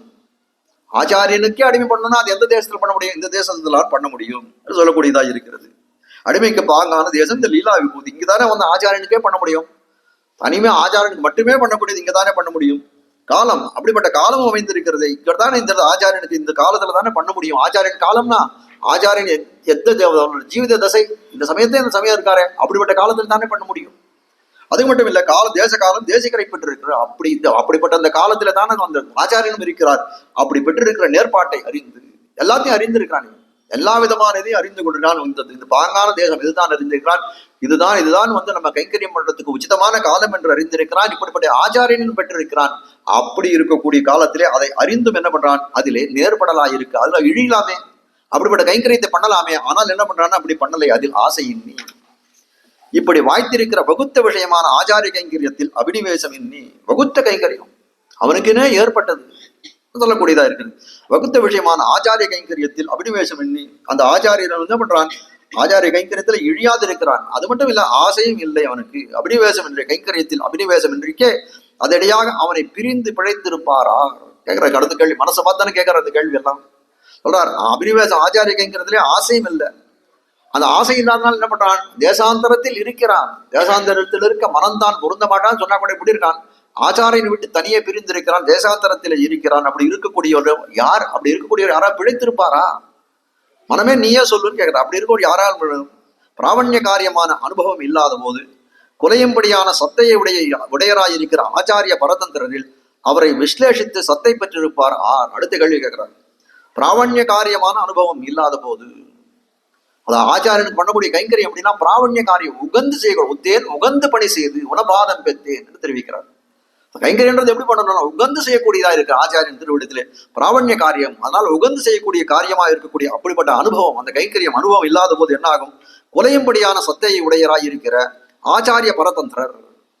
அதாவது எம்பெருமானுக்கு அந்த ஆச்சாரியனுக்கு கைங்கரியம் பண்ணலன்னா எப்படி இருக்கும் அப்படின்னு கேட்டால் அதாவது அந்த சத்தை அந்த இருப்பே அவருக்கு குலைந்து படும். இருப்பேனா அதாவது நான் இந்த உலகத்துல இருக்கனா இல்லையா அப்படின்னு சொல்லக்கூடியதே ஒரு சந்தேகப்படும்படியாக ஆகி போய்விடும். அப்படி குலையும்படியான சத்தை அப்படி சத்தையுடைய இருக்க ஆச்சாரிய பரதந்திரர். அப்படிப்பட்ட எண்ணம் யாருக்கு இருக்கோம்னா ஆச்சாரிய பரதன் ஆச்சாரியனுக்கே அடிமைப்பட்டவன் என்று சொல்லக்கூடியவன் என்று ஆச்சாரிய பரதந்திரர்கள் அவரை விசலேஷித்து சத்தை பெற்றிருப்பாரார். அப்படிப்பட்ட ஆச்சாரிய பரதந்திரனா இருக்கக்கூடியவன் ஆச்சாரியனை பிரிந்து யாராவது சத்தை பெற்றிருப்பானா யாருக்கும் அவனுக்கு இருப்பு இருக்குமானா இருப்பாரார் யாரும் யாருப்பான்னு தெரியலையே. அந்நேர் அறியாமல் பிரிந்திருப்பார் உண்டாகில். அப்படிப்பட்ட அந்த ஆச்சாரிய கைங்கரியம் சிரேஷ்டம் என்று அறியாமல் பிரிந்திருப்பார் உண்டாகில் அத்தனை போக்கி அத்தை அறிந்திருப்பார்கள் பிரிந்திருப்பார் இல்லையே. பிரிந்திருக்கலாம் சில பேர் அப்படிப்பட்டவர் எப்படி இருக்கா அப்படின்னு கேட்டால் அறியாமல் பிரிந்திருப்பார் உண்டு. ஆச்சாரிய கைங்கரித்தான் நமக்கு சிரேஷ்டம், நமக்கு நன்மையை விளைக்கக்கூடியதுன்னு அறியாதவர் என்ன பண்றாரு, அப்படி பிரிந்திருப்பார் உண்டாகில் அத்தனை போக்கி, அப்படி இல்லாத அதுக்கு நேர்மாறாக அத்தை அறிந்திருப்பாரில் பிரிந்திருப்பார் இல்லை இறை இல்லைன்னு தானே சொல்லணும். ஈஸ்வரனை பிரிந்திருப்பார் உண்டாகிலும் ஆச்சாரியனை பிரிந்திருப்பார் அரிதாயிரை இருப்பது. பகவானை பிரிஞ்சு கூட இருந்து விடலாம். ஆனால் என்ன ஆச்சுன்னா, பகவானை பிரிஞ்சா கூட என்ன ஆகும், ஆச்சாரிய சம்பந்தத்தாலே அந்த மோட்சம் எப்படியும் கிடைச்சிடும். அதான தெரிவித்தார், தன்குருவின் தாடினைகள் தன்னில் அன்பொன்னு இல்லாதா என்று சொல்லும்படியாய் ஆச்சாரியன்றது பகவத் பக்தி இல்லானாலும் ஆச்சாரிய பக்தி இருந்ததுன்னா அவனுக்கு எப்படியா இருந்தாலும் மோட்சம் கிடைச்சிடும். அப்போ ஈஸ்வரனை பிரிந்து இருப்பார் உண்டாகிலும் பிரிந்து இருக்கலாமே. கரியகோல திருவுருக்காண்பன் நான் அப்படின்னு சொன்னார். தேவமத்தரியன் குருகூர் நம்பியும் முதல்ல சொன்னார் மதுரை வேள்வர். எனக்கு தெய்வமே யாரு அப்படின்னு கேட்டால் நம்மாழ்வார் தான் தெரிவித்தார். அப்படியே ஒரு கரியகோல திருவுருக்காண்பன் தான் பாடினார். என்ன சுவாமி முதல்ல ஒண்ணு சொல்றாரு பின்னாடி ஒண்ணு சொல்றாரு அப்படின்னு சொல்லக்கூடிய காலத்துல எனக்கு நம்மாழ்வாரின் ஆழ்வாருக்கு உத்தேசரா இருக்கக்கூடியவர் இந்த பொலிந்து நின்ன பெறான், அதனாலதான் அவரை நான் சேவிக்கிறேன், அதனால அவருடைய திருவுருவை காண்கிறேன், அவரை சேவிக்கிறேன். ஆழ்வார் நான் எந்த காரியம் பண்ணாலும் அது என்னுடைய ஆச்சாரியனுக்கு பிரீத்தியை விளைக்கக்கூடியதா இருக்க வேணும், அப்படிப்பட்ட காரியத்தை தான் நான் பண்ணுவேன். அப்போ காட்டக்கூடிய விஷயம் இந்த இடத்துல என்ன இருக்குன்னா, ஈஸ்வரை பிரிந்திருப்பார் உண்டாகணும். ஈஸ்வரனை வேண்டாம் சொல்லக்கூடிய ஆச்சாரியனை பிரிந்திருப்பார் அரிதாயிரை இருப்பது. அனாதி காலம் ஈஸ்வரனையும் ஈஸ்வர கைங்கரியத்தையும் இழந்திருந்த இவனை ரொம்ப காலமா எவ்வளவு காலமா இருக்காங்க, மாறி மாறி நம்ம பல பிறப்பு பிறந்திருக்கோம். அப்படின்னா என்ன அர்த்தம் அப்படின்னு கேட்டால், ஈஸ்வரனையும் மறந்தோம், ஈஸ்வர கைங்கரியத்தையும் இழந்தோம் அப்படின்ற இது இல்லை. ஈஸ்வர கைங்கரியத்தையும் இழந்திருந்த இவனை தத் சம்பந்தத்தையும் தத் கைங்கரியத்தையும் ருச்சியை உண்டாக்கி, ஈஸ்வரனுடைய என்ன பண்றாரு, அந்த சம்பந்தத்தை ஏற்படுத்தி கூட உனக்கும் அவருக்கும் 9 விதமான 9 விதமான சம்பந்தம் இருக்கு அப்படின்ற அந்த ஞானத்தை போதிக்கக்கூடியவன் யார், ஆச்சாரியன் தான் இருக்கிறான். தத் சம்பந்தத்தையும் தத் கைங்கரிய ருச்சியம், அப்படிப்பட்ட அந்த எம்பெருமான் தரத்திலே கைங்கரியம் செய்வதுதான் உனக்கு இது சொல்லக்கூடியது உண்டு. அந்த ருச்சியை பிராபியம்னு சொல்லக்கூடியதை உண்டாக்கி கிட்ட இருந்து எல்லா அடிமைகளும் கொண்டரலும் அவனாய் இருக்கிற இவனை விட்டு தரித்திருப்பாரா. அப்படி எல்லாத்தையும் எல்லா விதமான ஞானோபதேசங்கள் எல்லாம் பண்ணக்கூடியவனாய் இருக்கிறவன், இப்படிப்பட்ட எல்லா அடிமைகளும் கொண்டரவனாய் இருக்கக்கூடியவன் அந்த ஆச்சாரியன். அப்படிப்பட்ட ஆச்சாரியனை விட்டு பிரிந்திருக்கக்கூடியவர் யார், அப்படிப்பட்ட அதிகாரிகள் அவர்களை எங்கே தேடுவது, அவனுக்கும் அப்படிப்பட்ட ஆச்சாரியர்கள் அப்படிப்பட்ட அதிகாரிகள் எங்கே போய் தேடுவது. சைத்தன்யம் உடையாரில் இப்படிப்பட்டவர்கள் இல்லையே. சைத்தன்யம்னா என்ன, அந்த நம்மளுடைய சொல்லக்கூடியதுன்னா இந்த பகுத்தறிவுன்னு சொல்லக்கூடியது. அதான் நம்மளை அஜடமான நம்ம காட்டிக்கூடியது. நமக்கு ஒரு இது இருக்கு, ஒரு உணர்வு இருக்கு அப்படின்றது காட்டக்கூடியதுன்னா அந்த சைத்தன்யம் சொல்லக்கூடியதுதான். அது நம்ம அந்த மதுரை ஆழ்வார் நம்மாழ்வார முதல்ல பார்க்கக்கூடிய காலத்துல ஒரு சைத்தன்யம் உண்டா, ஒரு கல்லை போல கட்டையை போல இருக்கிறாரு சொல்லக்கூடிய காலத்துல ஒரு ஒரு சைத்தன்யம் இருக்கான்றதுக்காக ஒரு சிறு கல் எடுத்து அவர் மேல போடுறாரு. அதுக்கு கேள்வி கேட்கிறார், சத்தத்தின் வயிற்றில் சிறியது பிறந்தால் எத்தை தின்னு எங்கே கிடக்கும் என்று சொன்ன காலத்தில் அத்தை தின்னு அங்கே கிடக்கும் என்று அந்த சைத்தன்யத்துக்கு அனுகுணமாக ஆழ்வார் பதில் சொன்னார் என்றெல்லாம் பார்க்கிறோமே. அப்ப சைத்தன்யம்னு சொல்லக்கூடிய அந்த என்ன சொல்றது, அந்த உணர்வானது இருந்ததுன்னா எப்படி இருப்பான் அப்படின்னா அந்த ஆச்சாரியனுக்கு கைங்கரியம் பண்ணித்தானே இருப்பான். அப்ப என்ன சொல்றதுன்னா, சைத்தன்யம் இல்லாத உடையாரில் இப்படிப்பட்டவர் இல்லை இல்லையா, அவர்களாம் சைத்தன்யமே இல்லை, அவர்கள்லாம் ஜடப்பொருள்கள் அப்படின்னு சொன்னா கூட தவறு இல்லைன்னு சொல்லக்கூடியதா இருக்கிறது. மனமே பேசு ஆச்சாரிய கைங்கரியாதிகள் அல்லாது தெரியாத மனசே. மாமனிகளோட மனசு எப்படிப்பட்டதா இருக்குன்னா, ஆச்சாரிய கைங்கரியம் இல்லைன்னா தரிக்காத மனசா இருக்கக்கூடியது. அப்படிப்பட்ட மனசே நீ சொல்றார், மனசே உண்டாகில் இத்தை ஆராய்ந்து சொல்லிக்கான். இப்படிப்பட்ட ஒரு ஸ்திதி இருக்கே. சில பேர் எப்படி இருக்கா, ஆச்சாரிய கைங்கரியத்தை மறந்து இருக்கிறார்களே, அப்படி இருக்கக்கூடியவர்கள் இதை சொல்லிக்கான், இதை ஆராய்ந்து சொல்லு. எதிராசா என்னாலும் முந்தனைக்கு ஆட்கொள் உகந்து என்று ஆதரித்து போருமோடைய திருவுள்ளமிரே. அதாவது கார்த்தி பிரபந்தத்தை தெரிவிக்கக்கூடியது. எதிராசா என்னாலும் முந்தனைக்கு ஆட்கொள் உகந்து. எண்ணாள்னு சொல்றது அதுல முக்கியமான விஷயம். அதாவது எண்ணாள்னு சொல்லக்கூடியது என்ன அப்படின்னா, இந்த இடத்துலயும் நான் அவனுக்கு கைங்கரியம் பண்ணணும், பரவதம் போனாலும் அவனுக்கு கைங்கரியம் பண்ணணும் என்று சொல்லக்கூடியதா இருக்கு. பரவதத்துல போனா ஆதிசேஷனாருக்கு போறாரு, அவருக்கு பண்ண போறாருன்னா அது வேற விஷயம். ராமானுஜராகவே நான் பார்த்தவருக்கு கைங்கரியம் பண்ணணும். என்னாலும் எதிராக என்னாலும் முந்தனைக்கு ஆட்கொள் உகந்து என்று ஆதரித்து போருடைய திருவுள்ளமிரே. அது மாமனிகளோட திருவுள்ளம் எப்படி இருக்குன்னா, எந்த நாளும் இங்க இருந்தாலும் சரி அத்திர பரத்திர சாவி என்று சொல்லும்படியாய் இங்க இருக்கக்கூடிய காலத்திலும் எதிராஜருக்கு கைங்கரியம் பண்ண வேண்டும். பரமபதம் போனாலும் அங்கே எதிராஜராக ஒரு விக்கிரகத்தை கொண்டு அவ்விடத்திலே கைங்கரியம் பண்ண வேண்டும் என்று சொல்லக்கூடியதா இருக்கிறது. ஆகையாலே தாம் திருவுள்ள மறிய இல்லை என்கிறார். மனசு சொல்றது அப்படி யாரும் எனக்கு தெரியல, அதனால இல்லை என்கிறார். இதுதான் பாதரேகா பிரிகையாகலே அவரிடத்திலே பரிவாலே தம் திருவுள்ளத்தில் பரிவு தோற்ற அருளி செய்தருளினது. அதான் பாதரேகா சமர் அப்படின்னா அவர் வானாலை பொன்னடிக்கால் சீர் சுவாமிக்கு பாதரேகான் பேர். அதாவது ரம்யஜா மாதிரி யோகீந்திர பாதரேகா மயம் சதா அப்படின்னு ஒரு தனியன் உண்டு. பாதரேகாமயம் சொன்னா அந்த பாத ரேகையை போல, அந்த பாதத்தில் இருக்கக்கூடிய ரேகையை போல இருக்கக்கூடியவர், அந்த வரிகளை போல இருக்கக்கூடியவர் வானமாவலஜீர்னு சொல்லக்கூடியவர். பாதரேகா சமர் பிரிகையாலே அவரிடத்தில் பரிவாலே தம் திருவுள்ளத்தில் பரிவு தோற்ற அருளி செய்துள்ளது. அது இந்த பாதரேகா சமர்னு சொல்லக்கூடியவர் எப்படின்னா, இப்ப பாதுகை சமர், எம்பெருமானாருக்கு பாதுகை சமரா இருக்கக்கூடியவர் யார்? பாதுகை எதிராஜஸ்யன்னு சொல்லும்படியாக முதலியானான் ராமானுஜருடைய பாதுகையாக தெரிவிக்கிறார். பதச்சாயான்னு சொல்லக்கூடியவர் எம்பார்னு சொல்லக்கூடியவர்கள். இப்போ இந்த இடத்துல காட்டக்கூடிய இடத்துல என்ன, பாதரேகானா அவர் திருவடியினோட ரேகையாக இருக்கக்கூடிய அஷ்டதிகஜாச்சாரிகள் பிரதானமாக இருக்கக்கூடிய பொன்னடிக்கால் ஜீவன் சொல்ற ஒன்னான வானமாவளி சுவாமி. அப்படி என்ன பண்றாரு, வானமாவளி சுவாமி இடத்துல பல நியமனங்களை வைத்து போகிறார். அஷ்டதிகஜாச்சாரியர்கள் இது பண்ணானா இந்த தர்சன பிரவர்த்தனம் பண்ணனே, இந்த தர்சன பிரவர்த்தனம் பண்றதுக்காக அப்படி பண்றாரு சுவாமி. பல திவ்யதேசங்களுக்கு அனுப்புறாரு. எல்லா இடங்களிலும் போய் இந்த தரிசனத்தை, இந்த ராமானுஜ தரிசனத்தை நிலைநாட்டி வாரும்னு சொல்லி அவரை அனுப்புகிறார். அனுப்பக்கூடிய காலத்திலே என்ன பண்றாரு, வானமாவலிஜீயர் சுவாமி எல்லா இடத்துல பல இடத்துல சென்றார். இப்ப இன்னைக்கு நம்ம கட்கூடா பாக்குறோமே, நேபாள தேசம் போனா கூட அங்க தோத்தாதி மடம் உண்டு, இதுல போனா பீகார் போனாலும் உண்டு, குஜராத் போனாலும் உண்டு. எந்த மாநிலத்துக்கு நீங்கள் போனீர்கள் ஆனாலும் வானமாவலி மட்டம் உண்டா அப்படின்னு கேட்டா இருக்கு. எவ்வளவு நாளா இருக்குன்னா ரொம்ப காலமா இருக்கணும், ரொம்ப காலமா இருக்கு. தோத்தாதி மட்டுன்றது ரொம்ப காலமா இருக்கக்கூடியது. இப்போ எந்த காலத்துல இருந்துனா அப்படி மாமுனிகள் காலத்திலிருந்தே அப்படிப்பட்டவரை அனுப்பி வைத்தார். இன்னும் உண்மையா ஒரு விஷயம் சொல்லணும்னா, தேசாந்தரத்தில் இருக்க மனம்தான் பொருந்த மாட்டாதுன்னு அப்படி இருக்கணும் சிஷ்யனோட நிலைமைன்னு இருக்கக்கூடிய காலத்துல கூட மாமுனிகள் என்ன பண்ணார், இந்த தர்சன பிரவர்த்தனம் பண்ணணுன்றதுக்காக பொன்னடிக்கால் ஜீயரை இங்கிருந்து அனுப்பி வைத்தார். மாமுனிகள் பரவதிக்கிற சமயத்துல கூட பொன்னடிக்கால் ஜீயர் சுவாமி கூட இல்லைன்றதுதான் முக்கியமான விஷயம். அது என்னன்னு சொல்றது, அப்படி பாதரேகா சமராய் இருக்கக்கூடிய பாதரேகாக்கு தன்னுடைய மாமுனியுடைய பாதரேகையை போல இருக்க பாதரேகா சமராய் இருக்கக்கூடிய பிரிகையாலே அவரை தர்சன பிரவர்த்தனம் பண்ணணும். பொன்னடிக்கால் ஜீயர் அனுப்பக்கூடிய காலத்திலே பிரிகையாலே என்ன சொல்றார், அவரிடத்திலே பரிவாலே தம் திருவள்ளத்தில் பரிவு தோற்ற அருளி செய்து நல்லது என்று அருளி செய்வர். அப்ப பாதரேகா எனக்கு எப்படிப்பட்டவர் நீர், நமக்கு பாதரேகா சமரை போல இருக்கக்கூடியவர் என்று சொல்லக்கூடியதா இருக்கிறது. அருளி செய்து என்று அருளி செய்வர். அந்த அனந்தரத்திலே அதுக்கப்புறம் என்ன, எந்தா எதிராசா இந்த தனி இருப்பில் இதுல எந்தாயம் தன்னைன்னு இருக்கு. அது அவ்வளவு சரியா வராது இந்த பிரகரணத்துக்கு சேர. என் காயம் தன்னைனா உடம்பு சரீரம். எந்தா எதிராசா இந்த தனி இருப்பில் என் காயம் தன்னை இனி நீக்கி கந்தாடை அண்ணனை போல் கண்கரிச்சல் உண்டாகி வந்தாரியனை நோக்குவாய் என்று அருளி செய்தாராம். மாமுனிகளே சொல்றாங்க, மாமுனிகளே சொல்லக்கூடியதா இருக்கு. எந்தா எதிராசா இந்த தனி இருப்பில் என்ன பண்றாரு, தனி இருப்பில்னா என்ன, சிஷ்யர்களா பிரிந்து போகிறார்கள். அவருக்கு பாதரேகா சமராய் இருக்கக்கூடிய வானமாவலிஜீயர் பிரிஞ்சு விட்டார்.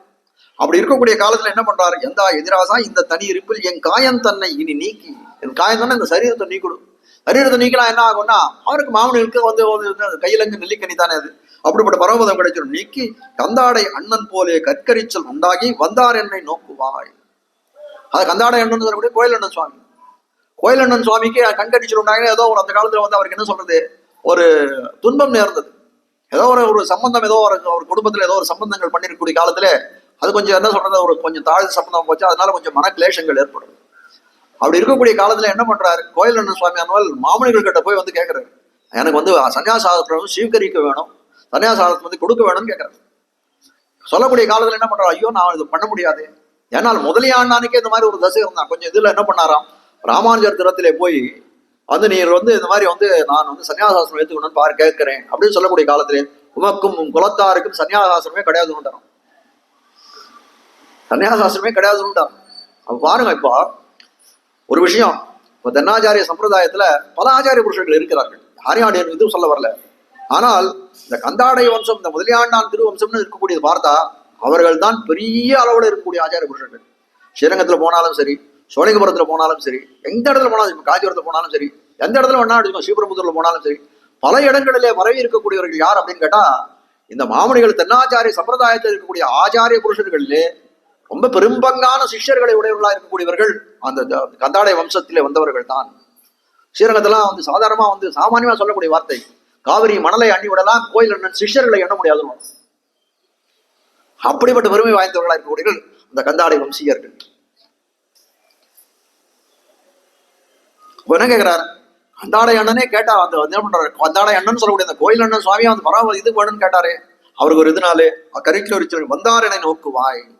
அப்போ என்ன சொல்றாரு, ஆச்சாரியன் என்ன எப்படி இருக்கான் அப்படின்னு கேட்டால், சிஷ்யன் ஆச்சாரியனை சேர்ந்து இருக்கணும்ன்றது ஒரு விஷயம் இருந்தா கூட ஆச்சாரியன் எப்படி நினைக்கிறான்னா அவனை பிரிப்பை தாங்க முடியாதவனா இருக்கிறான்னு சொல்லக்கூடியதா இருக்கு. மாலே மணிவண்ணா மார்கழி நீராடுவான்னு சொல்லக்கூடிய காலம், மால்னு சொல்லக்கூடிய காலத்துல காட்டக்கூடிய அர்த்தம் என்னவா இருக்கு?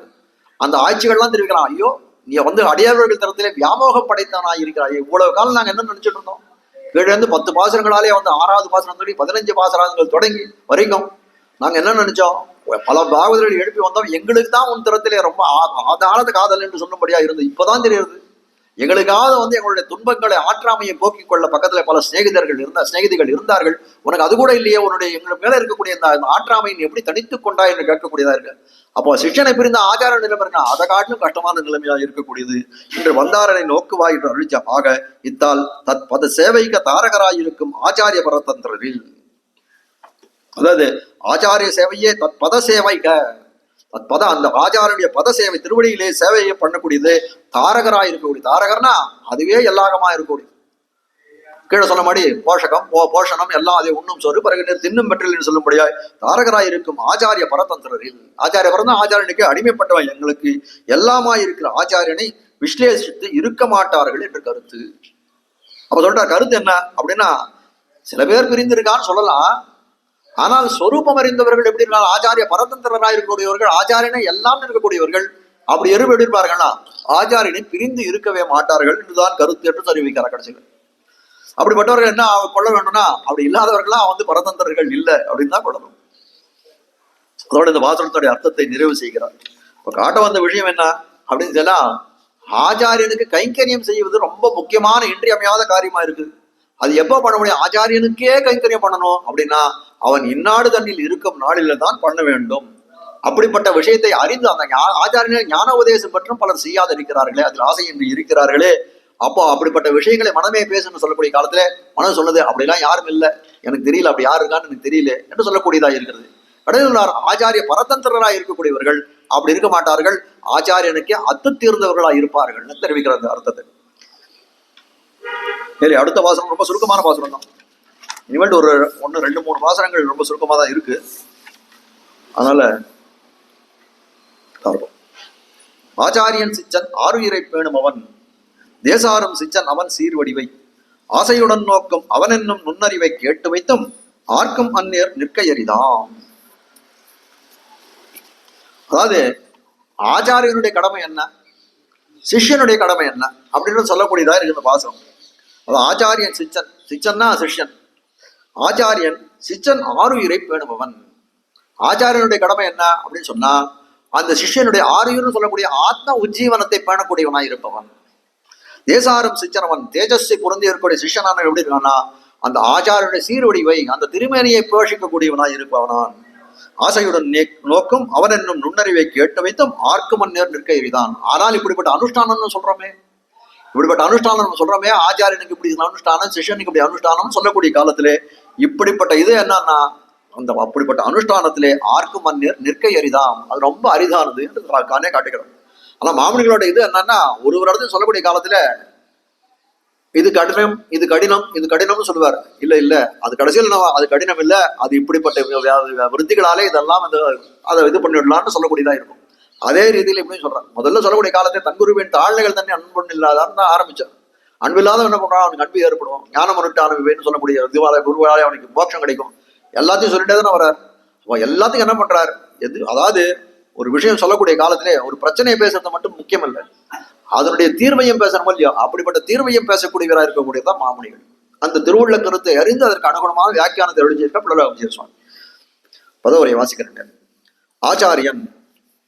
ஆச்சாரியன் சிஷ்யன், ஆச்சாரியனானவன் தன் சிஷ்யனுடைய ஆறுயிரை அருமையான ஆத்ம வஸ்துவை பேணுபவன், ரட்சிக்கும் அவனாவான். தேசு பொருந்திய தேசாரும் சிச்சன் அவன், அதாவது தேஜஸ் பொருந்திய சிஷ்யனானவன் ஆச்சாரியனுடைய சீர்வடிவை சிறப்புடைய திருமேனியை ஆசையுடன் நோக்கும் அவன், ஆசையுடன் அதாவது பிரீத்தியுடனே காப்பாற்றும் அவன் ஆவான் என்று சொல்லப்படும் நுண்ணறிவை சூக்ஷ்ம ஞானத்தை, அப்படிப்பட்ட சூக்ஷ்ம ஞானத்தை கேட்டு வைத்தும் தெரிந்திருந்தும் அந்நேர் அந்த நேர்மைப்பாட்டில் நிற்கை நிலைத்திருப்பது யாருக்கும் யாவருக்குமே அரிதாம் அருமையே ஆகும்.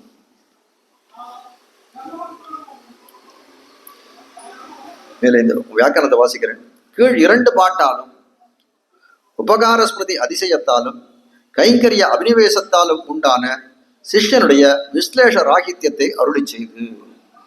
கீழே 2 பாசனம் இது பண்ணாரு. ஆச்சாரியன் சிச்சன் ஆச்சாரியன் செய்த உபகாரமானவது தன்னாரியனுக்கு தான் அடிமை செய்வது அப்படின்னு சொல்லக்கூடிய இந்த 2 பாசனங்கள். இப்படி காட்டுகிற இந்த பாசனங்களை காட்டக்கூடிய விஷயம் என்ன? ஆச்சாரியன் செய்த உபகாரமானதுன்னா ஆச்சாரியன் செய்த உபகாரத்தை அனுபன்றான். அப்படி உபகார ஸ்மிருதி அதிசயத்தாலும் இவ்வளவு இது நமக்கு நன்மைகளை செய்திருக்கான் இந்த ஆச்சாரியன் அப்படின்னு சொல்லக்கூடிய என்ன தெரியுது? அப்படிப்பட்ட காலத்துல என்ன நினைக்கிறான்? அவனுக்கு அந்த சிஷ்யனானவனுக்கு உபகார ஸ்மிருதி ஏற்படுறது.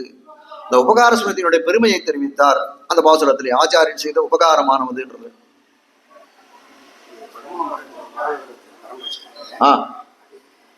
எங்க இங்க பக்கத்துலயா? சரி சரி.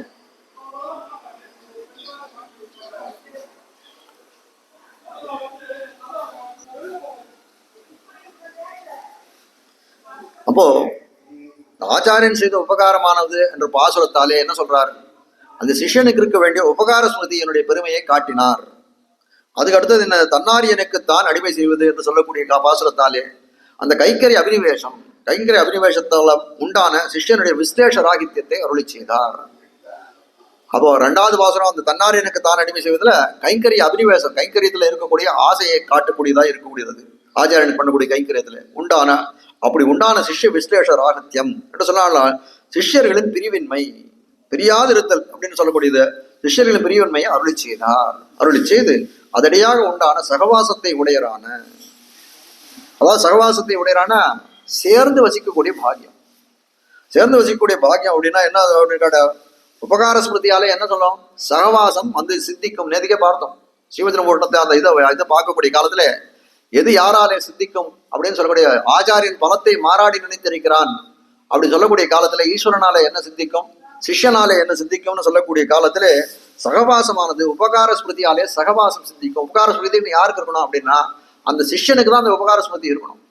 அப்படிப்பட்ட சிஷ்யனுக்கு உபகார ஸ்மிருதி ஆச்சாரியன் நமக்கு இவ்வளவு நன்மைகளை செய்தானே என்று நினைத்தானே, ஆனால் அவன் என்ன பண்ணுவான்? ஆச்சாரியனோடையே வந்து இருப்பான். அதனால்தான் சகவாசம் என்று சொல்லக்கூடியதா இருக்குதுன்னு காட்டுகிறார்கள்.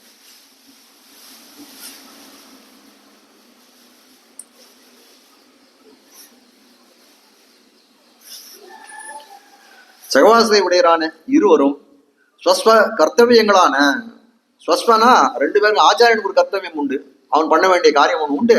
அதே போல சிஷ்யனுக்கு ஒரு காரியம் உண்டு. அப்படி கர்த்தவியங்களான ஸ்வரூப தேக சம்ரட்சணங்களை பண்ணி அவர் கடமைன்னு சொல்றாரு. 2 பேரும் கர்த்தவியம் சொல்றாரு. அது என்ன அப்படின்னு கேட்டால் ஸ்வரூப ரட்சணம் ஒண்ணு, தேக சம்ரட்சணம் ஒண்ணு. அப்ப ஸ்வரூப சம்ரட்சணம்னு சொல்லக்கூடியது என்ன அப்படின்னு கேட்டால் அந்த ஆத்மா உஜ்ஜீவனம். அந்த சிஷ்யனுக்கு ஆச்சாரியனுடைய கடமையா இருக்கக்கூடியது சிஷ்யனுடைய ஆத்ம உஜ்ஜீவனம், அதான் ஸ்வரூப சம்ரட்சணம். அப்போ ஆச்சாரியன் கடமையா இருக்கு ஸ்வரூப உஜ்ஜீவனம். சிஷ்யனுக்கு கடமையா இருக்கக்கூடியது என்னன்னா தேக சம்ரட்சணம். ஆச்சாரியனுடைய தேகத்திலே வந்து போஷிக்கக்கூடியதா இருக்கக்கூடியது, பண்ணி போரும்படியையும். இவ்வர்த்தம் ஸ்ருதமானாலும் இப்படிப்பட்ட அர்த்தம் என்ன? ஆச்சாரியனுடைய கடமை என்னது, சிஷ்யனுடைய கடமை என்னது? ஆச்சாரியன் சிஷ்யனுடைய ஆத்மாவை பேண கடவன், சிஷ்யன் ஆச்சாரியனுடைய அந்த தேகத்தை பேண கடவன் அப்படின்றத கேட்டிருந்தாலும் ஸ்ருதமானாலும் என்ன அனுஷ்டானத்திலே அரிதாயிருக்கும். அர்த்தத்தையும் அனுஷ்டானத்திலே ரொம்ப அரிதாய் இருக்கக்கூடியது. அந்நேர் அறிந்தும் கேட்டு வைத்தும் ஆர்க்கும் அந்நேர் நிற்க எரிதாம். எல்லாருக்கும் அப்படிப்பட்ட இது அந்த இதுல நிற்கிறதுக்கு ரொம்ப அரிதாக இருக்கக்கூடியது என்று காட்டுகிறார், அருளி செய்கிறார். இதில் ஆச்சாரியன் சிச்சன் ஆறுயிரை பேறுபடன் ஆச்சாரியன் ஆகிறான். ஆச்சாரியன் ஆகப்பட்டவன் என்ன பண்றான்? சிஷ்யனுடைய உஜ்ஜீவனத்துக்கு உடலாக, அதாவது சிஷ்யனுடைய உஜ்ஜீவனத்துக்கு உடலாக என்ன பண்ணணும் அப்படின்னு கேட்டால் சிஷ்யனுக்கு முதல்ல இருக்கக்கூடிய ஒரு பீடித்திருக்கக்கூடிய வியாதி என்ன அப்படின்னா அது சம்சாரம் அப்படின்னு சொல்லக்கூடியது. அப்படிப்பட்ட சம்சாரத்தை தொலைக்கிறான்.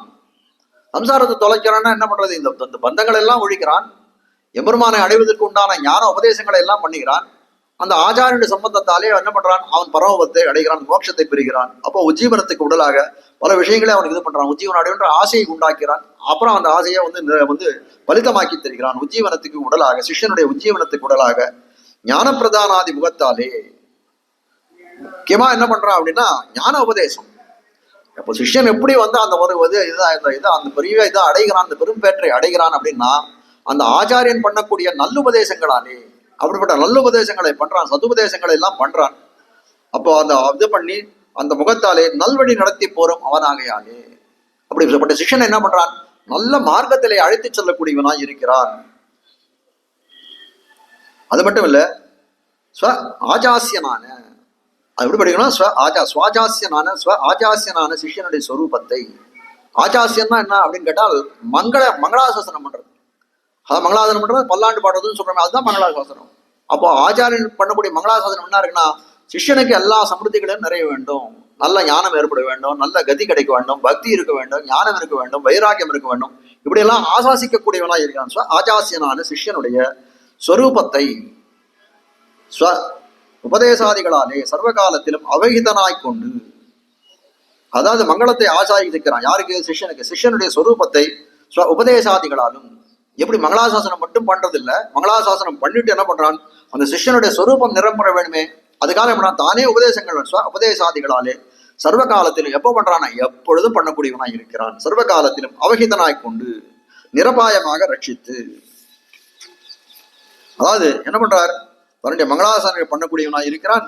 தன் உபதேசங்களால் எப்பொழுதும் அதான் சொல்றது, பரிவாக இருக்கக்கூடியலாம், பிரிவின்னிய இருக்கக்கூடியலாம் இருக்கலாம். அவகிதனாய்னா பிரிவின்றின்னு அர்த்தம். பிரிவின்றி கொண்டு நிரபாயமாக ரட்சித்து போர்வன். நிரபாயமான எந்த விதமான ஆபத்தும் நேராமல் ரட்சித்து கூடக்கூடியவனா இருக்கான். அவதாயம்னா என்ன? உபதேசம் இல்லாத போது, ஆச்சாரன் உபதேசமே இல்லை அப்படின்னா என்ன ஆகும்? அதுவே பல அவத்தியங்களுக்கு காரணமாய் விளையுமே. அப்போ என்ன இதுன்னா, அப்படியே அந்த ஆச்சாரன் உபதேசம் இல்லை அப்படின்னு, நல்ல உபதேசம் இல்லைன்னா அவனுக்கு என்ன பண்ணலாம், அவனுடைய சொரூபம் மாறி அகங்காரம் மமகாரங்கள் ஏற்படலாம். இல்லை ஆச்சாரியனை மறந்து தேசாந்தரத்திலே வாழக்கூடிய ஒரு விருப்பம், இச்சை ஏற்படலாம். அது மட்டும் இல்ல, அந்த ஆச்சாரியன் பரதந்திரப்பட்டவன்ற எண்ணம் கூட போகலாம்.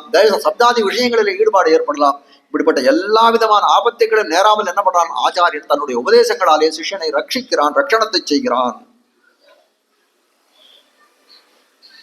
சர்வகாலத்திலும் அவகிதனாய் கொண்டு நிரபாயமாக ரட்சித்துக் கொண்டு போருமவன் என் கை. இப்போ ஆச்சாரியனுடைய கடமைகள் இவ்வளவு இருக்கு.